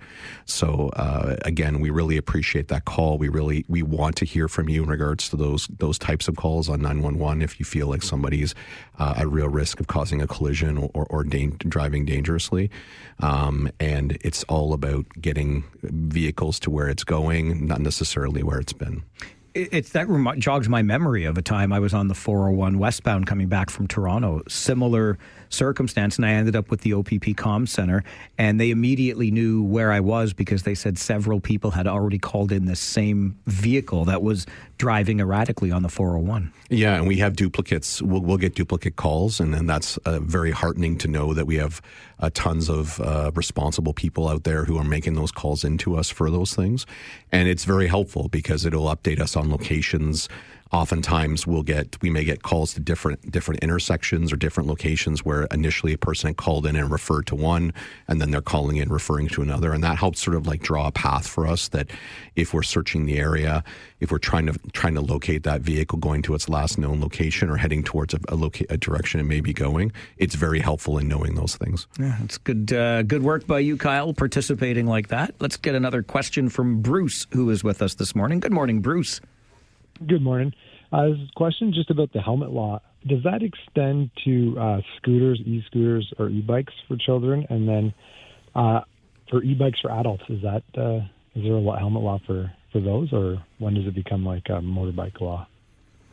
For sure, there is a prohibition on having young people riding motorized scooters or e-bikes and e-kick scooters. I believe it's 16 years old. And then when you go from there is a requirement to be wearing a helmet up to the age of 18. And then over 18, depending on the type of device we're talking about, there's requirements for, so for example, like an e-bike, you're required to wear at minimum like a bicycle helmet.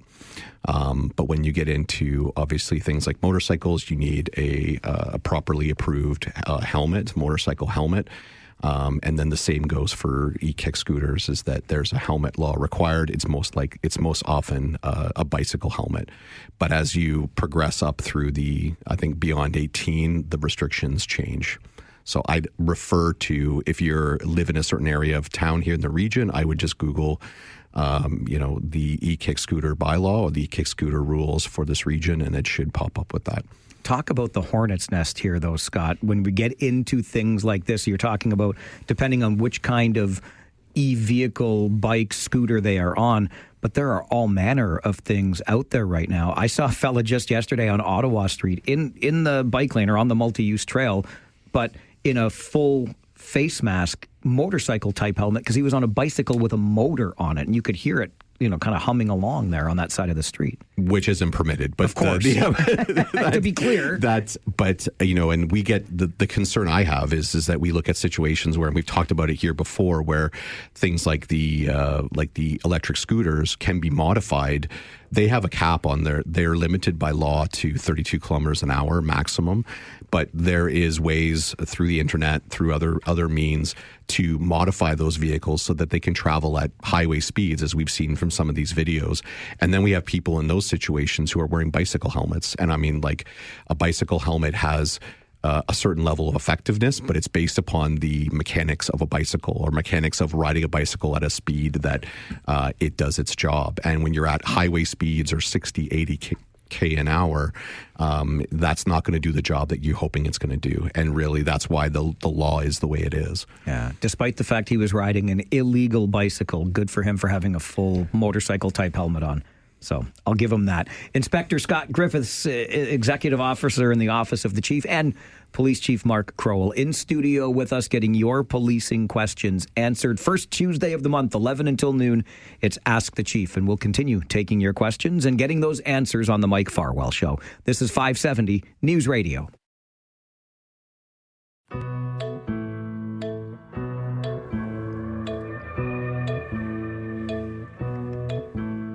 It is the first Tuesday of the month of April, and on the first Tuesday of every month between 11 and noon, we have police leaders in studio with us so you can have your policing questions answered. It's Ask the Chief with Regional Police Chief Mark Crowell.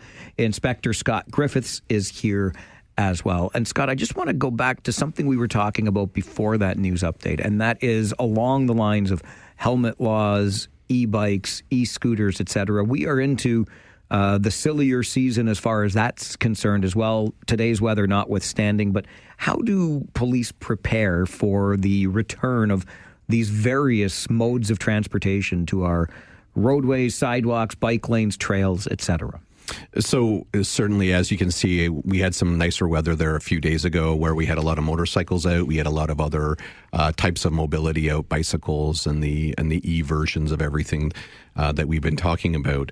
And I would say to you is that we have a yearly road safety plan. The plan is developed and it goes month by month. And every month for focus for our officers, we have themes and there's focus areas that we're working on. So as we get into these spring seasons, as we get into the summer and school's out, we start to focus on things, or we start to direct our focus to things that we don't see during the winter. So bicycles, motorcycles, other types of mobility, intersection related. And obviously intersections are year round. We still have pedestrians who go through a lot of them, but during the winter periods, we don't see a lot of other mobility devices and things as the sort. So we have that plan. And then we also have, obviously with our monthly enforcement teams, we get them out and we're encouraging them to take a closer eye to some of these issues as they come in through our complaints. So we're looking at all of that, and we're making decisions based upon not only the complaints we're getting, but also our yearly focus. All right. Remember, phone lines are open to you at 519-570-2545, star 570, and 1-800-570-5715. Virginia is with us. Good morning, Virginia. Hi, how are you? Good, thank you. Good. I just have a quick question. I was at Conestoga Mall last night. I don't know if anybody's asked about this. And I was going out the front door, and there was like 4 or 5 of your Waterloo police SUVs, and it looked like young kids were getting arrested. Is that... Can you speak to that? Yeah. Hi, Virginia. Thanks very much for the call. You know, there's so many. We get between 500 and 1,000 calls per day, and I'd like to say I know about every one of them, and we do a morning call to handle all the large calls. So we are frequently at commercial plazas and malls and so on, and there's nothing that comes to mind. We can certainly look into it and again answer back to you. But oftentimes we're called to malls for a number of things. One is shoplifting. You would have known about the robbery incidents we've had at malls, and sometimes working with security and working with citizens where they're called to intervene in any number of those types of things. So there's certainly level of concern when we're involved with young people, and the other thing we've seen in those types of things is fights. Basically you have two groups that meet up and that sort of thing. So I'll have to get an answer on that one. Nothing rings from overnight. No, and from our morning briefing with our divisional patrol officers in charge, nothing stemmed from that. But I would say to you is that the chief's right in the sense that when we have situations like disturbances or we have retail theft issues or something of that sort, that there may be multiple arrests involved. So, and whether those arrests were, whether they were released unconditionally or whether they were released with charges, it's entirely dependent on the situation there. So, retail theft is obviously a very big concern for us and for the community as well, because those are things that when the economy is changing and when things are happening that we have higher instances of. So, this makes me think of the visibility of the police service. Obviously, there are uniforms on most members. There are marked vehicles out there, and Rosie and I were out for our walk a week or so ago, and we stick to really quiet residential neighborhoods, and I was in one, and there were a number of police vehicles and police tape going right across the road, and I stopped for a while because I was curious. I didn't see a car flipped over or anything like that, and the officer, actually, to her credit, called out and says, if you're looking to get around, you can go this way. I said, no, I'm just being nosy. I'm trying to figure out what's going on around here. But oftentimes, you'll be in a given area responding to something, and I didn't ask any further on that day, but if the neighborhood sees it, it's a big deal to them because they know that this is a police activity. Perhaps not everything then results in a follow-up media release or anything like that. Oh, yeah. It's certainly the vast majority of circumstances don't, generate a news report. And to your point, it becomes localized. So the local neighborhood often knows and they see the flurry of activity. And I often remind people, we have 900 police officers in this region, and about half of them are not the officers in uniform driving the marked police cruisers. They're allocated to so many other duties as well. So sometimes even in our response to something that could be serious or something of less significance, we have other units that are in a plainclothes, sometimes undercover capacity that are also involved as well. And we want to be as visible as possible. We want to explain our work. We want people to see us doing our work. And we don't hold anything back, whenever we can explain it explicitly. So Virginia's call is important. And, if we can be permitted to follow up with her just to get her contact information so she can have peace of mind in terms of what we were doing. And we work, with malls and establishments on any number of fronts on a regular basis. All right. Virginia, thanks for that. And takes us down an interesting road for sure. Back to the phones, and Desi is with us. Good morning, Desi. Good morning, Mike. How are you? Hey, I'm great. Friend, how are you? Fantastic. Thank you very much. Good. Yeah, the sun's shining. It's a little cold, but we'll get over it. We will. Yes. So my question is, what should we be doing in situations of dine and dash? They obviously, with the economy the way it is, there are more and more happening all the time. We do have a system in Uptown Waterloo where if we can send a description to other bars and restaurants, we do that to let them know that this person, just be aware. But I'm just wondering if there's anything we should be doing from a police standpoint. All right, Desi, thank you for that. Yeah, thanks very much. It's funny, I haven't heard that term in a while, dine and dash. Yeah. People, buying a meal or a service and then fleeing it without paying. And, certainly we always want to encourage the report. We don't want businesses or anybody with a neighborhood issue, but certainly businesses to feel helpless, like it's a waste of their time or our time. And there's sometimes struggles with people feel like, the time I put into reporting, I never hear back and that sort of thing. But I can tell you it all matters to us. We have to know what's happening in our community so we can put the resources in place. So the descriptions, what we're seeing often is sometimes one, say, business might not have video camera or surveillance, but outside of that establishment, we can identify people. And we put those pieces together and we try to hold people accountable. So the best piece of advice, Desi, is you and your business partners, if it's Uptown Waterloo or wherever, we do encourage you, please report. Please create that network of information sharing amongst your colleagues, if it's a BIA and so on, and work with us. We have an officer dedicated to all of the uptowns and downtowns across the region, including our rural townships, and we want that accountability so people feel safe and we feel as though nobody's being ripped off, and we'll get to the bottom of everything we can.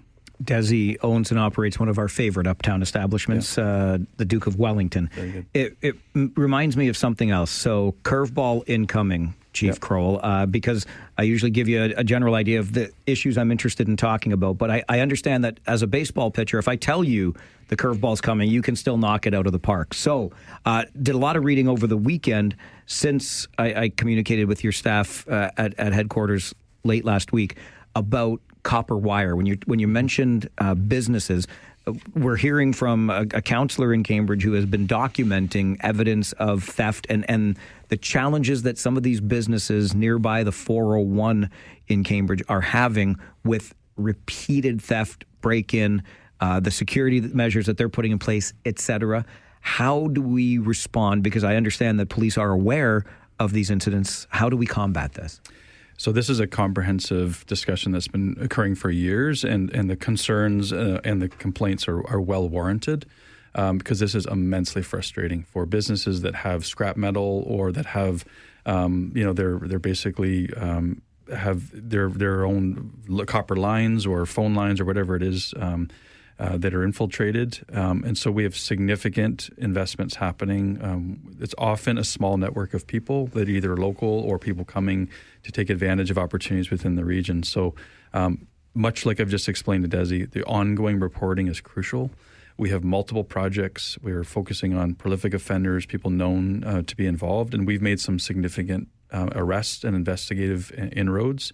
We're also working with businesses, but also service providers. Could be phone companies, could be other service providers. And then there's a whole network of intelligence and enforcement work related to the market that exists. So there's a black market, but there's also a viable public market for scrap metal within this region and beyond. So we're always working with municipalities, with the region, with businesses, and then residents and citizens along these fronts. So what we're seeing, the trend over the past year, is not only disruption to, say, telecommunication lines, to businesses themselves, but even for a small piece of scrap metal for things that coming out of air conditioner units and so on, can be tens of thousands of damage for a couple $100 of metal. And so we require the reporting, and as I just described to Desi, the network of information sharing and intelligence sharing that can occur can lead us to investigative interventions down the road that lead to that accountability. I feel bad sometimes for the scrapyards or the metal recyclers, because can they possibly be responsible for documenting the origins of everything that comes in? And yet I wonder if there's not some work that can be done on that side from the people who are receiving these goods. Yeah, there's accountability is required there. And so if those who are running a viable business and they're above board, we work with them on a regular basis to identify people. And it's this whole local and out of region, experience that we have, is that we know sometimes people are going across regional boundaries, in and out of our jurisdiction. And then whether we have to have the people identified and we have to follow through with the investigations. But this is a cross-Canada issue right now. And it ranges from, sometimes it's acts of desperation where people are simply trying to fuel, whether it could be drug addiction or some of those legitimate survival concerns. But most often this is a coordinated organized crime to very lucrative, engagements that lead to, millions of dollars of damage, and ultimately it's fueling other organized crime practices too. Yeah, and that's connected to something else I wanted to ask you about when it comes to human trafficking. Organized for sure, in and out of this region for sure. We'll get into that as we continue. Ask the Chief this morning. Regional Police Chief Mark Crowell, Inspector Scott Griffiths with us on the Mike Farwell Show. This is 570 News Radio.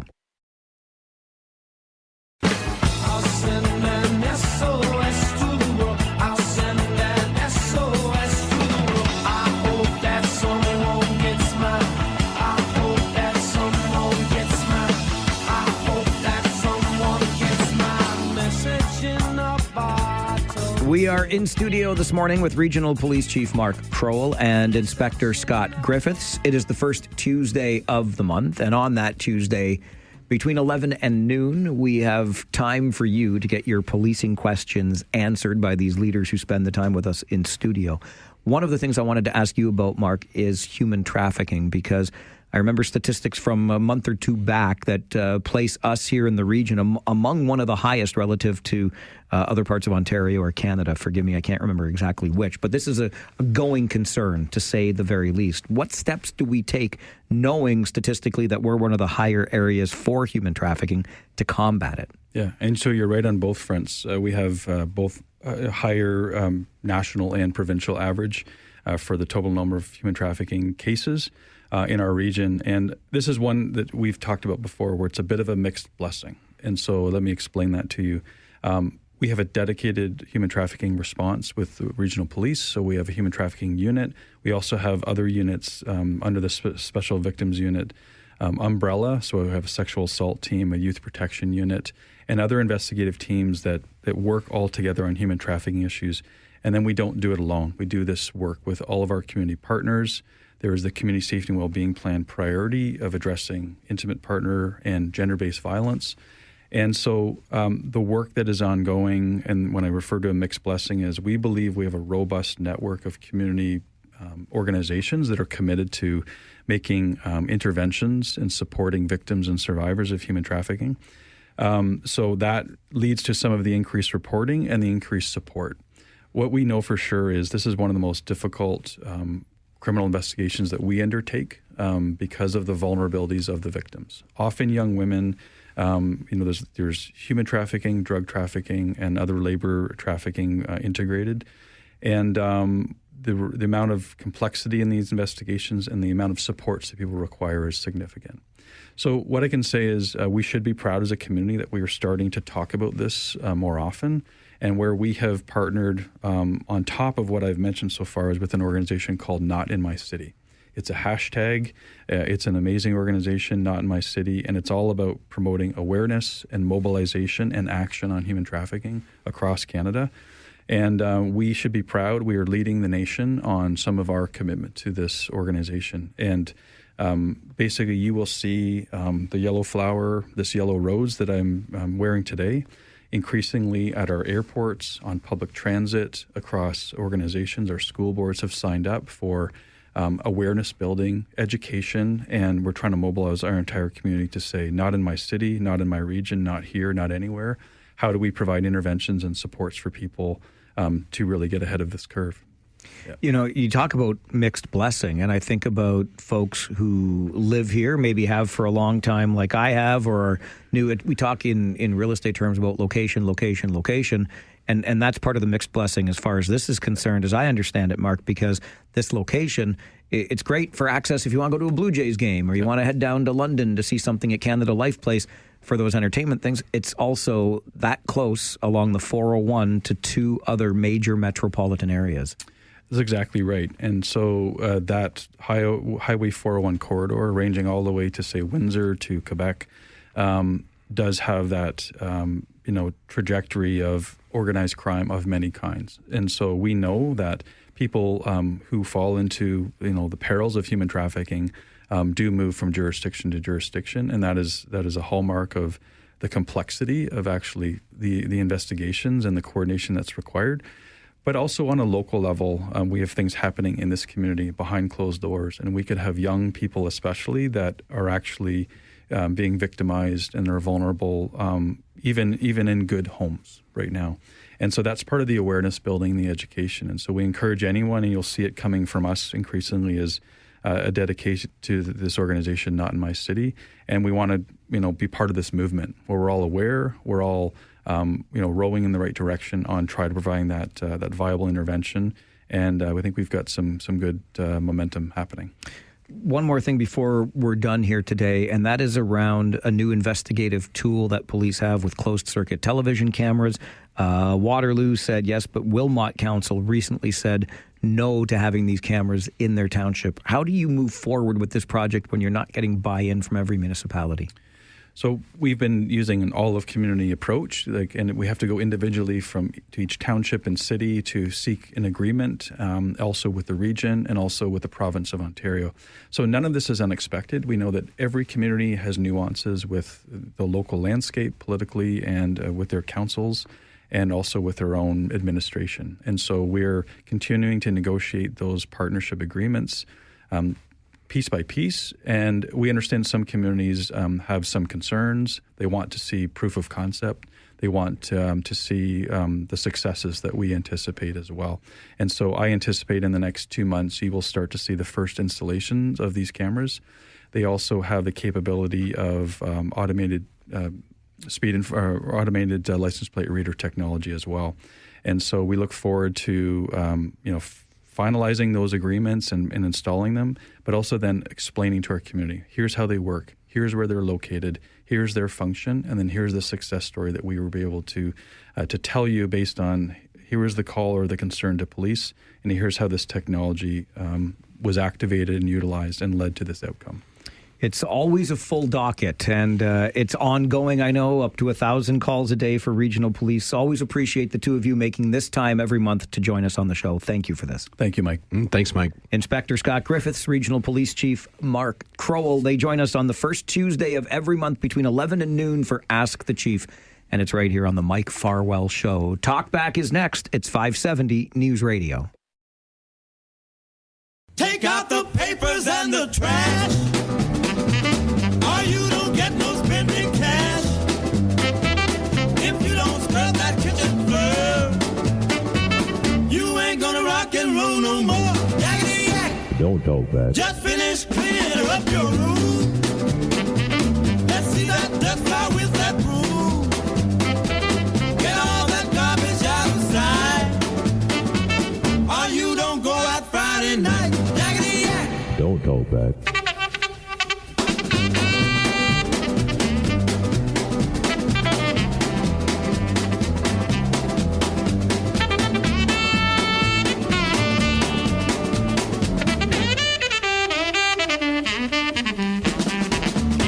Phone lines open to you between noon and 1 every day for what we like to call the Talkback Hour. It is your opportunity to have your say on the issues of the day, or maybe something you would like to make an issue of the day. The numbers, just in case you need the reminder, 519-570-2545, star 570, or 1-800-570-5715. If you're wondering how my day is going, at the beginning of the show today, I came back after taking an extra long weekend, enjoying yesterday as a day off, and having been on the road for 4 days last week with the Kitchener Rangers. So not here in studio with all of my usual toys that I need to get the job done to the best of my ability. The station equips me very well, so anything that goes wrong is on me. One of the toys, it changed. There was some kind of update or upgrade to what I refer to as my call screen. So I have a screen in front of me here in the studio that has your name on it and also a little timer for how long you've been waiting on the phone. I'm getting to you, Billy. Hang in there for just 1 second. But all I have to do to answer a call is click a button and there it goes. Except while I was away last week, that changed. And when the show started, I could not, for love nor money, figure out how to put somebody on the air. I couldn't actually answer a call. Thanks to the brilliant Scott, our engineer, who came into the studio, helped me live on the air figure this stuff out. I got that figured out. I can now answer the phones.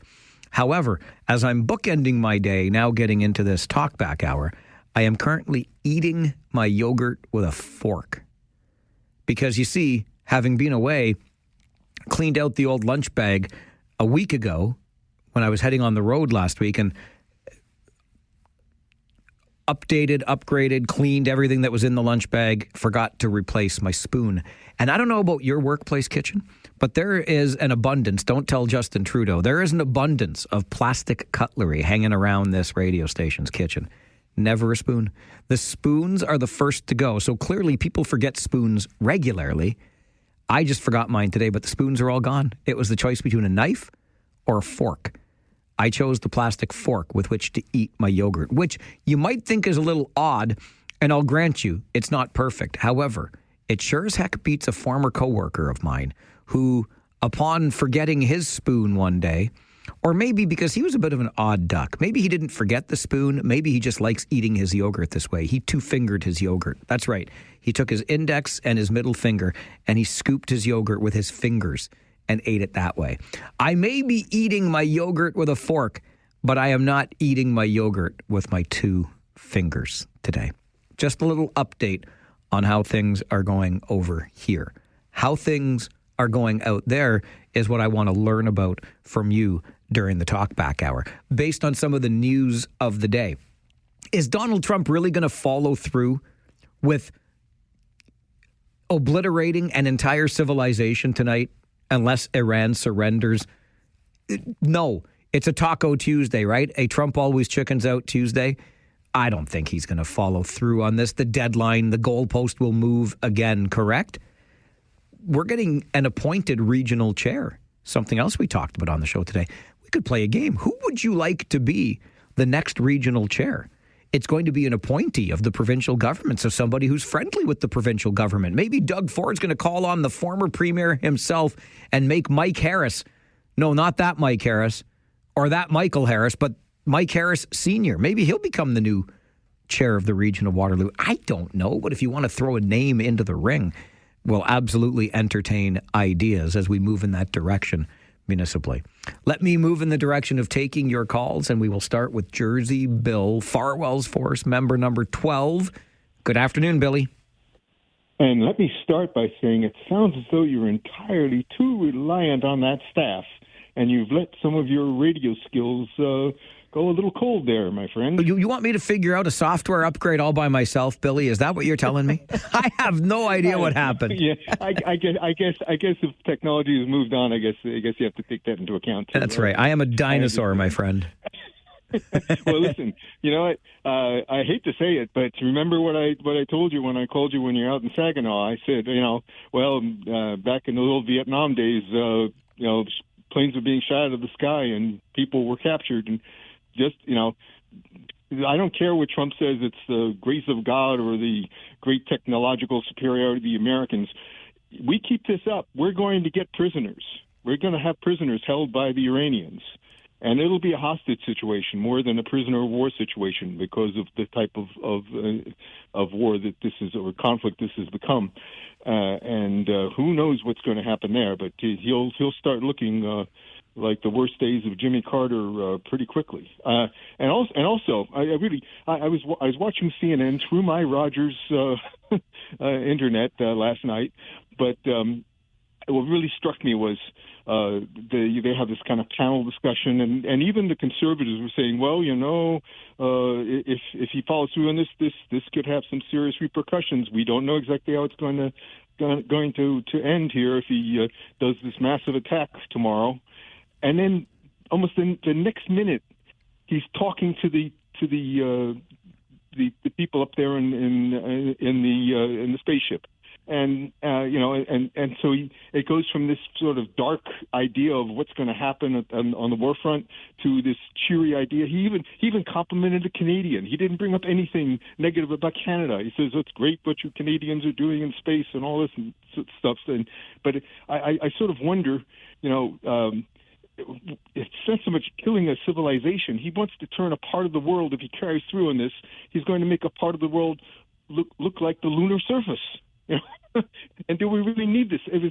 I just found the whole thing to be so disturbing because of that difference between the threats and the insults on the one hand, and then cheering on the great thing of humanity going around the moon. It's just, the world has just gone crazy. Billy, I appreciate the call. As I have said many times since Donald Trump returned to office, I remain shocked at how much havoc he has been able to wreak since returning to the Oval Office. I thought that, come on, like anybody that was worried about the impact, I'm like, it's 4 years. What could he possibly do in 4 years? Well, look what he's done in just over one Oh, my goodness. It is something else. On the point, I'm glad Billy brought up what is currently or what has transpired in outer space. I mean, if you want to just go on about how exciting and just plainly cool that is, I am definitely here for the conversation. I was sucked right in over the weekend. But if I'm being honest with you, which is the only way I will ever be, I don't know how much I loved Canadian astronaut Jeremy Hansen's kind of blowing smoke up Donald's derriere when he was talking to him about, what the U.S. did on this particular mission and how great it was that they brought along countries like Canada to be a part of it. Kind of like we couldn't have done it without you. And maybe that's true. I mean, I'm not going to claim to be an expert, and I certainly know that the U.S. has been a leader when it comes to space exploration, but I felt like it was a little bit, it kind of laid it on a little bit thick there. And maybe that's what you have to do with Donald Trump. I don't know, but anyway, there's that too. I love what's going on up in outer space right now, though. I think it's one of the coolest things. Frank is next with us, Farwell's Force member number 365. Good afternoon, Frank. Good afternoon. Thanks for pressing my button today. You're welcome. I figured out how. Now I know how to press your button, Frank. There you go. Right. Anyway, speaking of pushing buttons, yes, it does chafe the chaps of taxpayers and ratepayers when we can't get the region on the same page with the other jurisdictions about the water crisis and water wastage. And goodness knows, that was a good segment. Anyways, I want to bring us back to Saturday. What an excellent basketball game that was. A lot faster than I expected. Very kid-friendly, very laid back. You can go down to the floor level. I had a great time, and I definitely would do that again. So that was tremendous. And one last thing, Mike, before I let you go. About 2 hours before the game, I went to a restaurant, and I overheard somebody saying, jack wagons. So then it's like, you've made it in radio when you get the term jackwagon in the wild, in the community, just being quoted. And then I piped up and said, not everybody is a jackwagon. And I'm going to this Titans game before. And you could hear a pin drop in the restaurant across the way. And everybody's talking about your show in the community. Good things ahead, my friend. Frank, I appreciate the call. Thank you very much. It's all part of my master George Costanza plan to infiltrate every corner of the community. You know how George Costanza liked to have his name sound like a jingle from a television commercial or something like that? Costanza.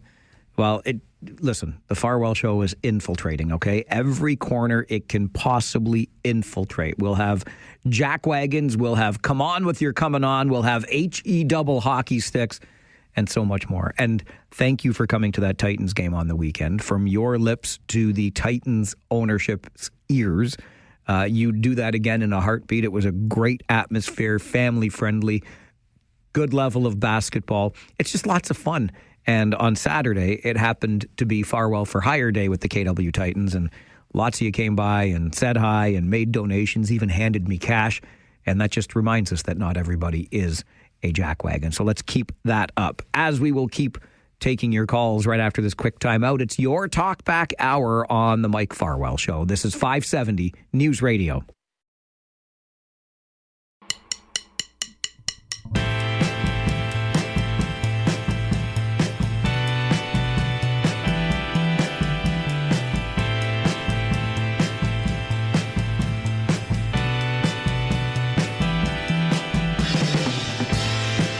Every day, noon until 1, open phone lines to hear from you on the Talkback Hour. You can reflect on an issue of the day or make something the issue of the day. Because if it's important to you, it's important to us. Let's get back to the phones.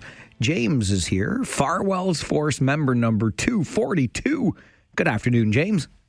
Good afternoon, Mike. How are you doing? I'm great, thank you. How are you? Oh, not too bad. But yeah, unfortunately, I think I'm going to raise a new issue of the day. As we're all well aware, jackwagons are aplenty, and unfortunately, they've made their way into the hockey world. So I'm sure most of the listeners aren't necessarily aware, but I know I called a few weeks ago to talk about the Minto 81s and how they're starting their playoff run in the OEHL, the Senior AA Hockey League here. So they're in a nice long run against the Ripley Wolves, and they had their game 6 on Saturday. And now, prior to the game, they had reached out to the league commissioner because, unfortunately, due to some injuries, they had to bring in an affiliate goaltender to play. Received approval from the commissioner. However, after the game, in which Minto won and would have forced a game 7, Ripley Wolves filed a complaint to the league. And long story short, it went to a vote with the other general managers, and they have forced Minto to forfeit the game and now lose the series. So it's just unfortunate that politics have got in the way of what is otherwise some good hockey, and instead of letting the boys play it out at Game 7, they've decided to reverse the commissioner decision and end the series there. So just a little fired up over that. It's an unfortunate way for their season to end, but they still have the Allen Cup to look forward to in Concession Bay. But again, just kind of wanted to highlight that one because I'm sure most listeners aren't aware, and if they maybe want to let the league know how they feel about a series ending this way as opposed to an exciting Game 7, I'm sure they'd love to hear it. So let me just get this straight. So Minto recognizes they're going to need an emergency backup. They clear it with the commissioner who says, yeah, you're good. You play the game, and then afterwards the other team says that wasn't fair, and the commissioner is essentially overruled. That's exactly right, or at least that's our understanding of what's been shared so far.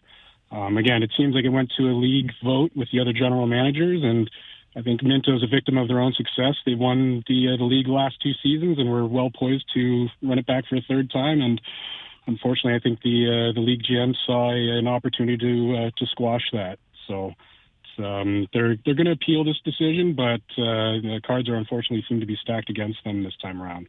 Yeah, it sounds to me like Ripley is just a bunch of chickens. They didn't want to play Minto in a Game 7, did they? They certainly did not. James, appreciate you calling and sharing that. Thanks very much.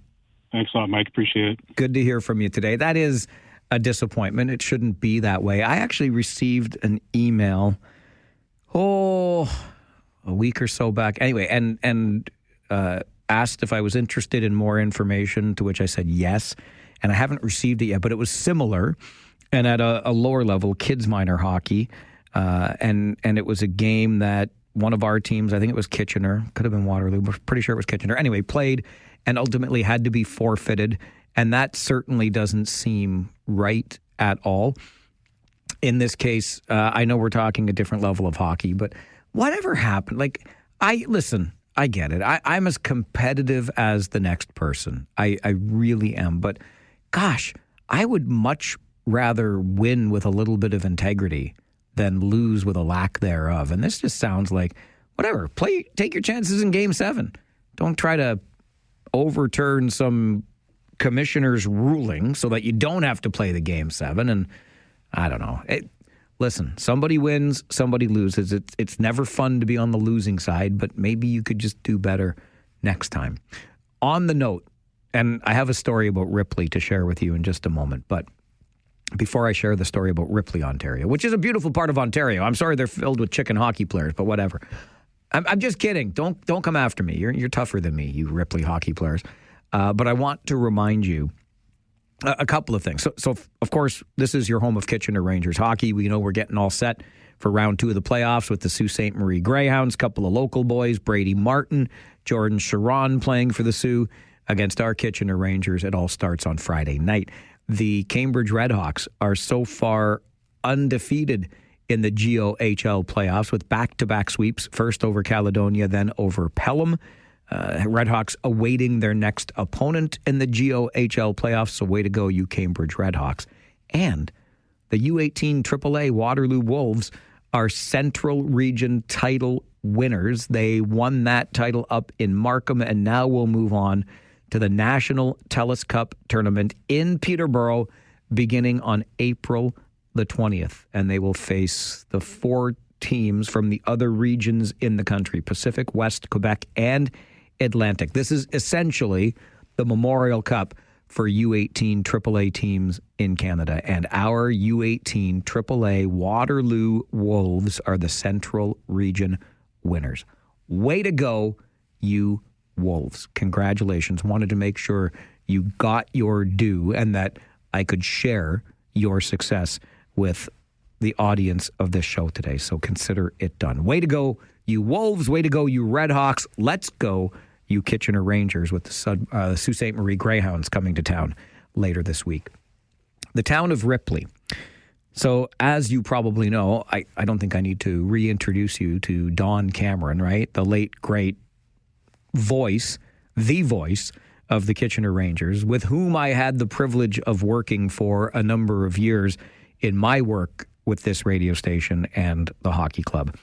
And when Don and I were working on games together, we had a producer back here at the radio station. Currently, you might hear Josh Piercy and I refer to Jordan Malcolm, our producer back here at the radio station. And he is awesome. The guy is unreal at what he does. Love having him back at the station. Years ago, when Don and I were working together, there was a young lady by the name of Laura who worked as our producer back at the radio station. And Laura just so happens to be from Ripley in beautiful Bruce County. And every time, well, either the town of Ripley came up or Don just felt like making the joke again, he would say, and our producer Laura, she's from Ripley, believe it or not. Every time, the same joke. And I still love it. So when I heard Ripley, even though they sound like cheating McCheatersons in the senior hockey championships, I wanted to share the story that I was reminded of from our great friend, Don Cameron. Laura's from Ripley, believe it or not. Talkback continues on the Mike Farwell Show. This is 570 News Radio.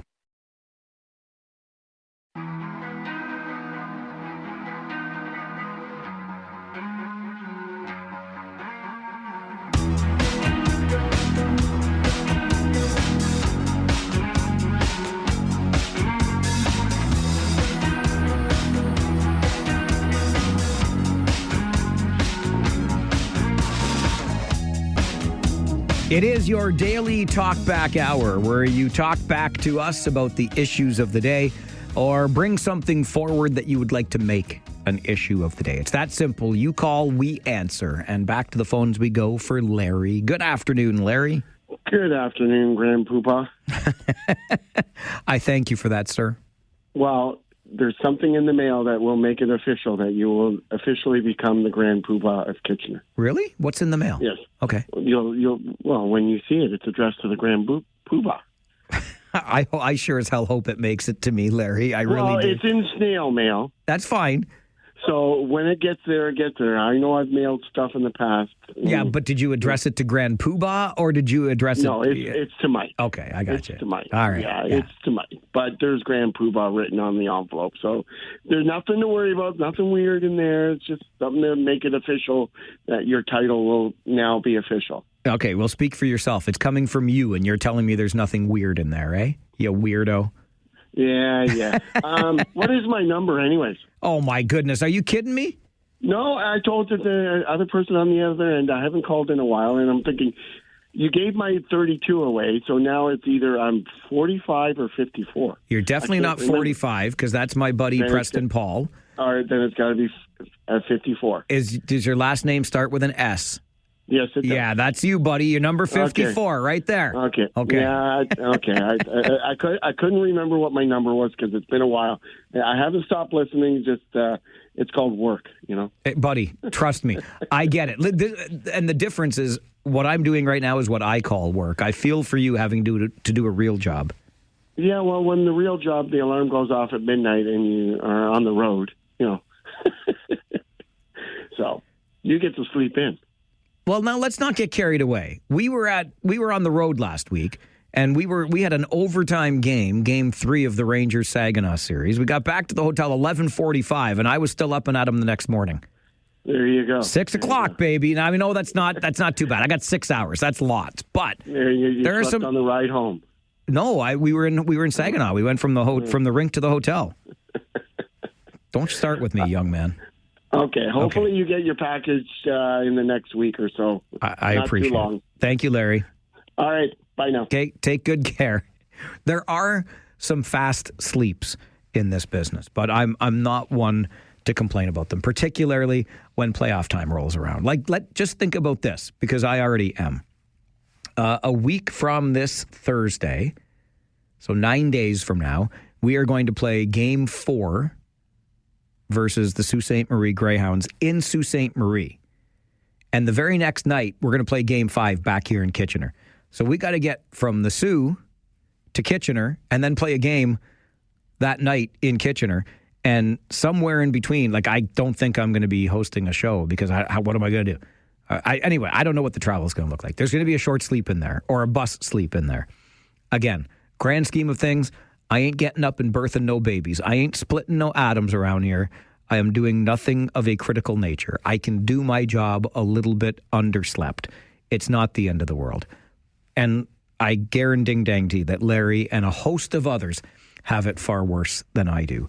Since Larry brought up, though, the title of Grand Poobah, you may have heard me say in the past that I will never, and I know it has been said many times before, never say never, but I am going to again say never. I am never running for office, political office of any kind.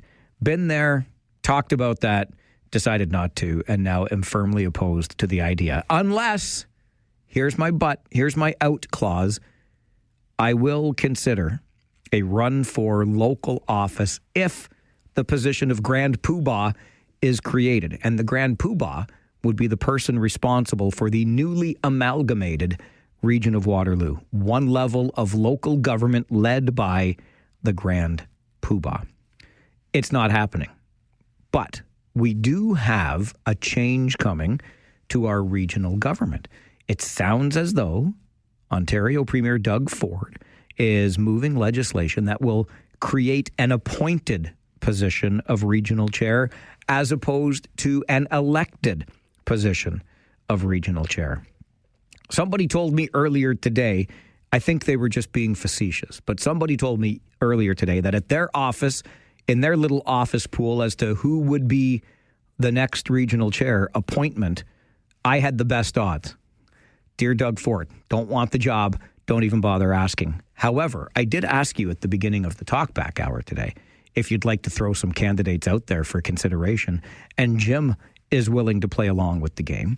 Jim sends me an email to Mike at 570news.com.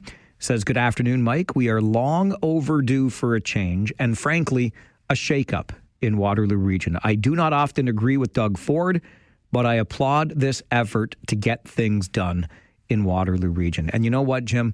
I'm with you on this. I don't like for 1 second, not for 1 second, do I like the idea that the highest political office, if you will, in this region is going to be an appointment as opposed to an elected position. It should not be an appointment. I think that's undemocratic. But you know what? We are long overdue for a change. We've had multiple opportunities in the past to make the change ourselves. We refused. I think we refused because we wanted to protect our own little political fiefdoms, I like to call them, right? We have territory we've staked out politically. We don't want to give up that territory. So we're not going to make any changes. Well, guess what then? If we dithered and we dathered and we didn't do nothing, then this is what we're going to get. I don't like that it's going to be an appointed position, but I do like, as Jim likes, somebody is doing something. So Jim goes on to say in his email, the two candidates that I think have the experience to do a good job as regional chair are the current mayor of Kitchener, Barry Verbanovic, or former regional councillor Rob Deutschman.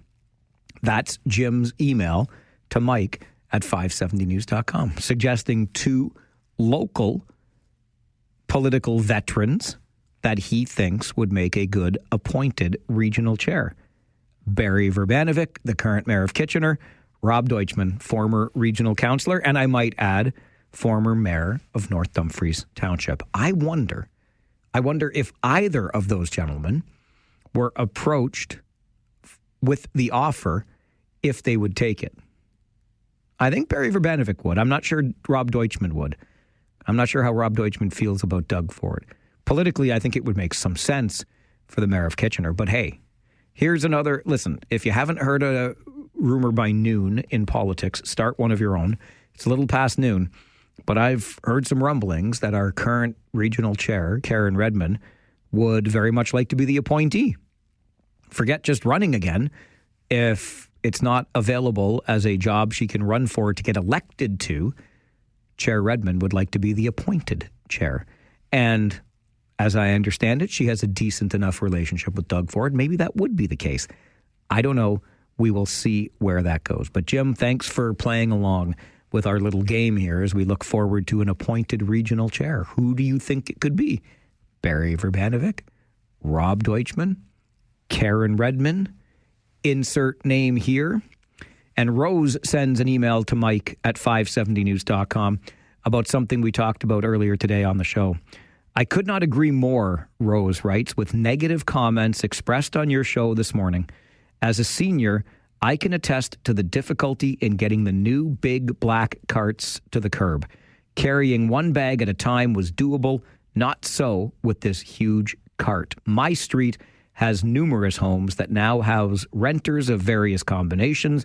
Blue bins are overflowing. Recycling is flying all over the place. Garbage carts are also overflowing. Many carts and bins are left at the curb or even the road for days. Cars have to drive around them. The nice residential neighborhoods of yesteryear are a thing of the past in many ways. These garbage carts and bins do nothing to improve the aesthetics. Rose, you know I'm with you. It's not all about aesthetics. Beauty is in the eye of the beholder, but I don't like the way our neighborhoods are looking. There is somebody on my street that keeps their bins, multiple bins, because it's now it used to be a single family home. Now it's a multi-unit, downstairs, upstairs. And they've got about 5 or 6 bins, and they line them on either side of the driveway, right at the sidewalk. Surely to goodness we can create a bylaw for that, can't we? Just move them around the side of the house, would you? It is so ugly. And you want to talk, they're overflowing all the time. Stuff's blowing all over the neighborhood. I don't understand how somebody doesn't care about that. Like the people in that house, renters or otherwise. How can you not care about that? It makes me a little bit nutty. But we did receive a number of emails today about the difficulty for older and or disabled adults getting these bins to the curb, and especially in multi-unit residential buildings, the problems with the bi-weekly recycling collection. We're talking 20 bins or more at some buildings these days because of the changes. It may be working for some. It's certainly not working for everybody. Talkback continues on the Mike Farwell Show. This is 570 News Radio.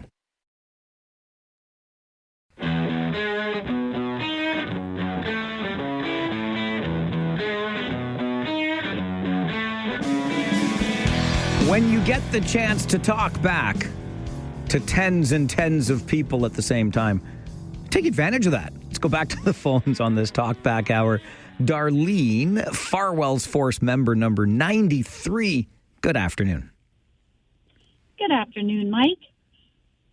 How are you? I'm very well, thank you. How are you? I need to get a few things off my chest. Bring it on. That's what we're here for. Okay. Okay. First of all, I totally agree with you on the dog poop in the brown bag because mine goes in the same place. Atta girl. And also, I'm with you all the way on this darn garbage collection. Our bulk pickup was last Thursday, and all of the bulk is still sitting everywhere. So we have a whole Stanley Park full of garbage right now. And also, I find it absolutely disgusting that the city didn't put any more thought into this whole new system. When you look at, because it was bulk pickup, the amount of blue bins, green bins, garbage cans, all of that's sitting out waiting to be picked up, and then fill our landfill. Sorry, you cut out there for me. That goes to our landfill? Exactly. So all of that plastic is now going to fill the landfill. No, the plastic's going in the recycling, picked up by circular materials. But it doesn't. It's picked up in the garbage trucks. It goes out with the bulk garbage. I don't know what plastics you're talking about, Darlene. You're still supposed to the green bins. The green bins is for compostables, yes. So you mean the old your old ones. The old ones, old yes. Green bins. Yes. Your old blue bin. I understand. And your old garbage can. I get you now. I caught up. Yeah. So they're picking all of that up and throwing it in the garbage. That can be happening, yes. There's a lot of it happening because there's hundreds of them. If you walk around the Stanley Park area, that are sitting out waiting for garbage pickup. And it's pretty sad that that's what's happening now. That they didn't think this through any better than that. Yeah, Darlene, I hear you, and I agree. I share the frustration in this regard because we had a system that seemed to be serving us just fine, and then we decided we needed to change it. But they had their reasons, and we are merely the pawns in this game, aren't we? Terry is next on Talkback. Good afternoon, Terry. Hey, good afternoon, Mike. Mike, I was wondering if you could be able to do me a small favor. And I know you can probably say, well, if you don't like it, you could turn the dial. But when you do your post-game, the call-in show, could you warn the callers that if they bitch and bellyache about the refereeing or they want people fired, could you tell them that you will hang up right away if they start talking about that? I could, but I don't know why it just gets annoying. It gets annoying. Well, but Terry, why do we want to police what people want to say? Because, Mike, refereeing does not make a difference in a game. Yeah, that's your opinion. The referees they do make the bad call here and there, but we have modern technology now where they do overturn a lot of these bad calls. Terry. And even if, the Rangers are probably going to lose one or two games. I think they're going to win the series, but they might lose one or two games because Sault Ste. Marie is much better than Saginaw.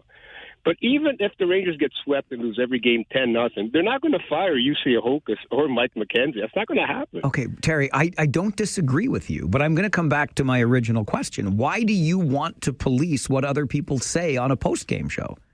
Because it gets annoying after two or three times. Okay, well then you know the answer. You know the answer to the question. You already said it when you started. There you go.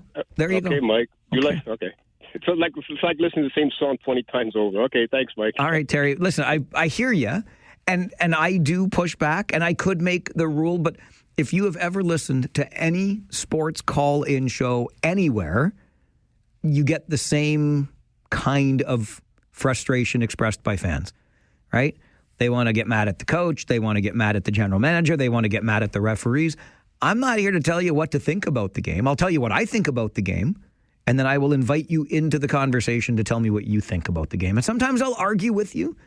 It's kind of part of what happens on call-in shows like this one during the day or like the post-game show Rangers Talk after every Rangers home game. But I am not here on this show or on that show to police the opinion you would like to share. I can cut it short. If it goes offside, we can absolutely call it offside, but you are allowed to share your thoughts. We're all different people. And if you don't like what you're hearing, I mean, as much as it pains me, but you know that you have options. And one of those options is the off button. Greg is next, Farwell's Force member number 38, who is celebrating his 38th birthday. Hello, Gregory. We'll go with that. Yes. Perfect. Good. I act that way as much as I can. You do not act like you're 38. Oh, yeah, 21, that's right. Attaboy. It's all just a number, but no, two things. Just one thing, I guess everyone's, this whole recycling change thing. You can picture where I live, right? You remember that? Yep. Okay, so I'm not the homeowner, so it's not my concern, but their concern is like their whole lane worth of every resident has to drag everything out to the main street. I wondered about, because you got a tight little lane in there, sure. That's the thing. So everything goes out to the main street that the lane is off of. So if there's a fresh foot of snow in the morning and you didn't get it out the night before and the snowplow driver's not there yet, I know they had concerns about that. I don't know what the final answer was because, again, it's not me as the homeowner. But I guess you almost have to watch the weather forecast. Like, I better get it out tonight given what's coming tomorrow. Otherwise, you'll need a tractor to get your black bin, halfway, like down the whole lane onto another street. So that's just one more thing out there for if there's any residents that just go beyond the end of their driveway. So just that thought there. That I don't know if it's... I got you. I got less service, more money. We get it. Okay, what's the other one? The other one is I just made sure there's a nice comfy seat on the Sabres bandwagon for you for this run. It's going to be their year finally. Got room for you. Whose year are you talking about? Buffalo Sabres. Finally, the drought is broken and they're on fire, so I got you a nice comfy seat to jump on the bandwagon. All right, Greg, thanks. Because I'm not on the Leafs bandwagon, that is for sure. I haven't decided who my playoff team is going to be yet. Kyle, you're getting the last word on Talkback. We got about a minute. That's fine. I was kind of upset with you because you were dismissive about my Jays here, about how I was commenting to them. You still take back on what you said? About what? Well, I was telling you that we shouldn't be losing against the Colorado Rockies, and here we got swept by the Chicago White Sox, and now we're getting killed by the LA Dodgers, and you're like, it's fine. Who urinated in your Cheerios? Why are you bringing that here? Now, do you see where I'm coming from? Are you just calling to give me a big fat I told you so? Yes. Okay, I appreciate it, man. I deserve like it. Sports shows. Yes. I'm letting you know that I was right. Attaboy. Thanks, Mike. I appreciate it. Have a good one. You too. Hey, listen, something else I said on this show from day one. We will call each other on our crap. In the grand scheme of things, it is still just 10 out of 162 games for the Blue Jays. But, oh, boy, swept by the White Sox, dropping 2 of 3 to the Rockies, and then getting clobbered by the Dodgers last night. Yikes. Hey, good thing tomorrow on the show, Blue Jay Hunter will be here at 11. Keep calling each other on our crap. Keep sharing our thoughts, hopes, dreams, and opinions on this show. We are one big community made up of different people with different ideas. I got to get out of here for today, but I'll be back tomorrow morning at 9. I invite you back to the conversation. My name is Mike Farwell. You are a force for good. Bye for now.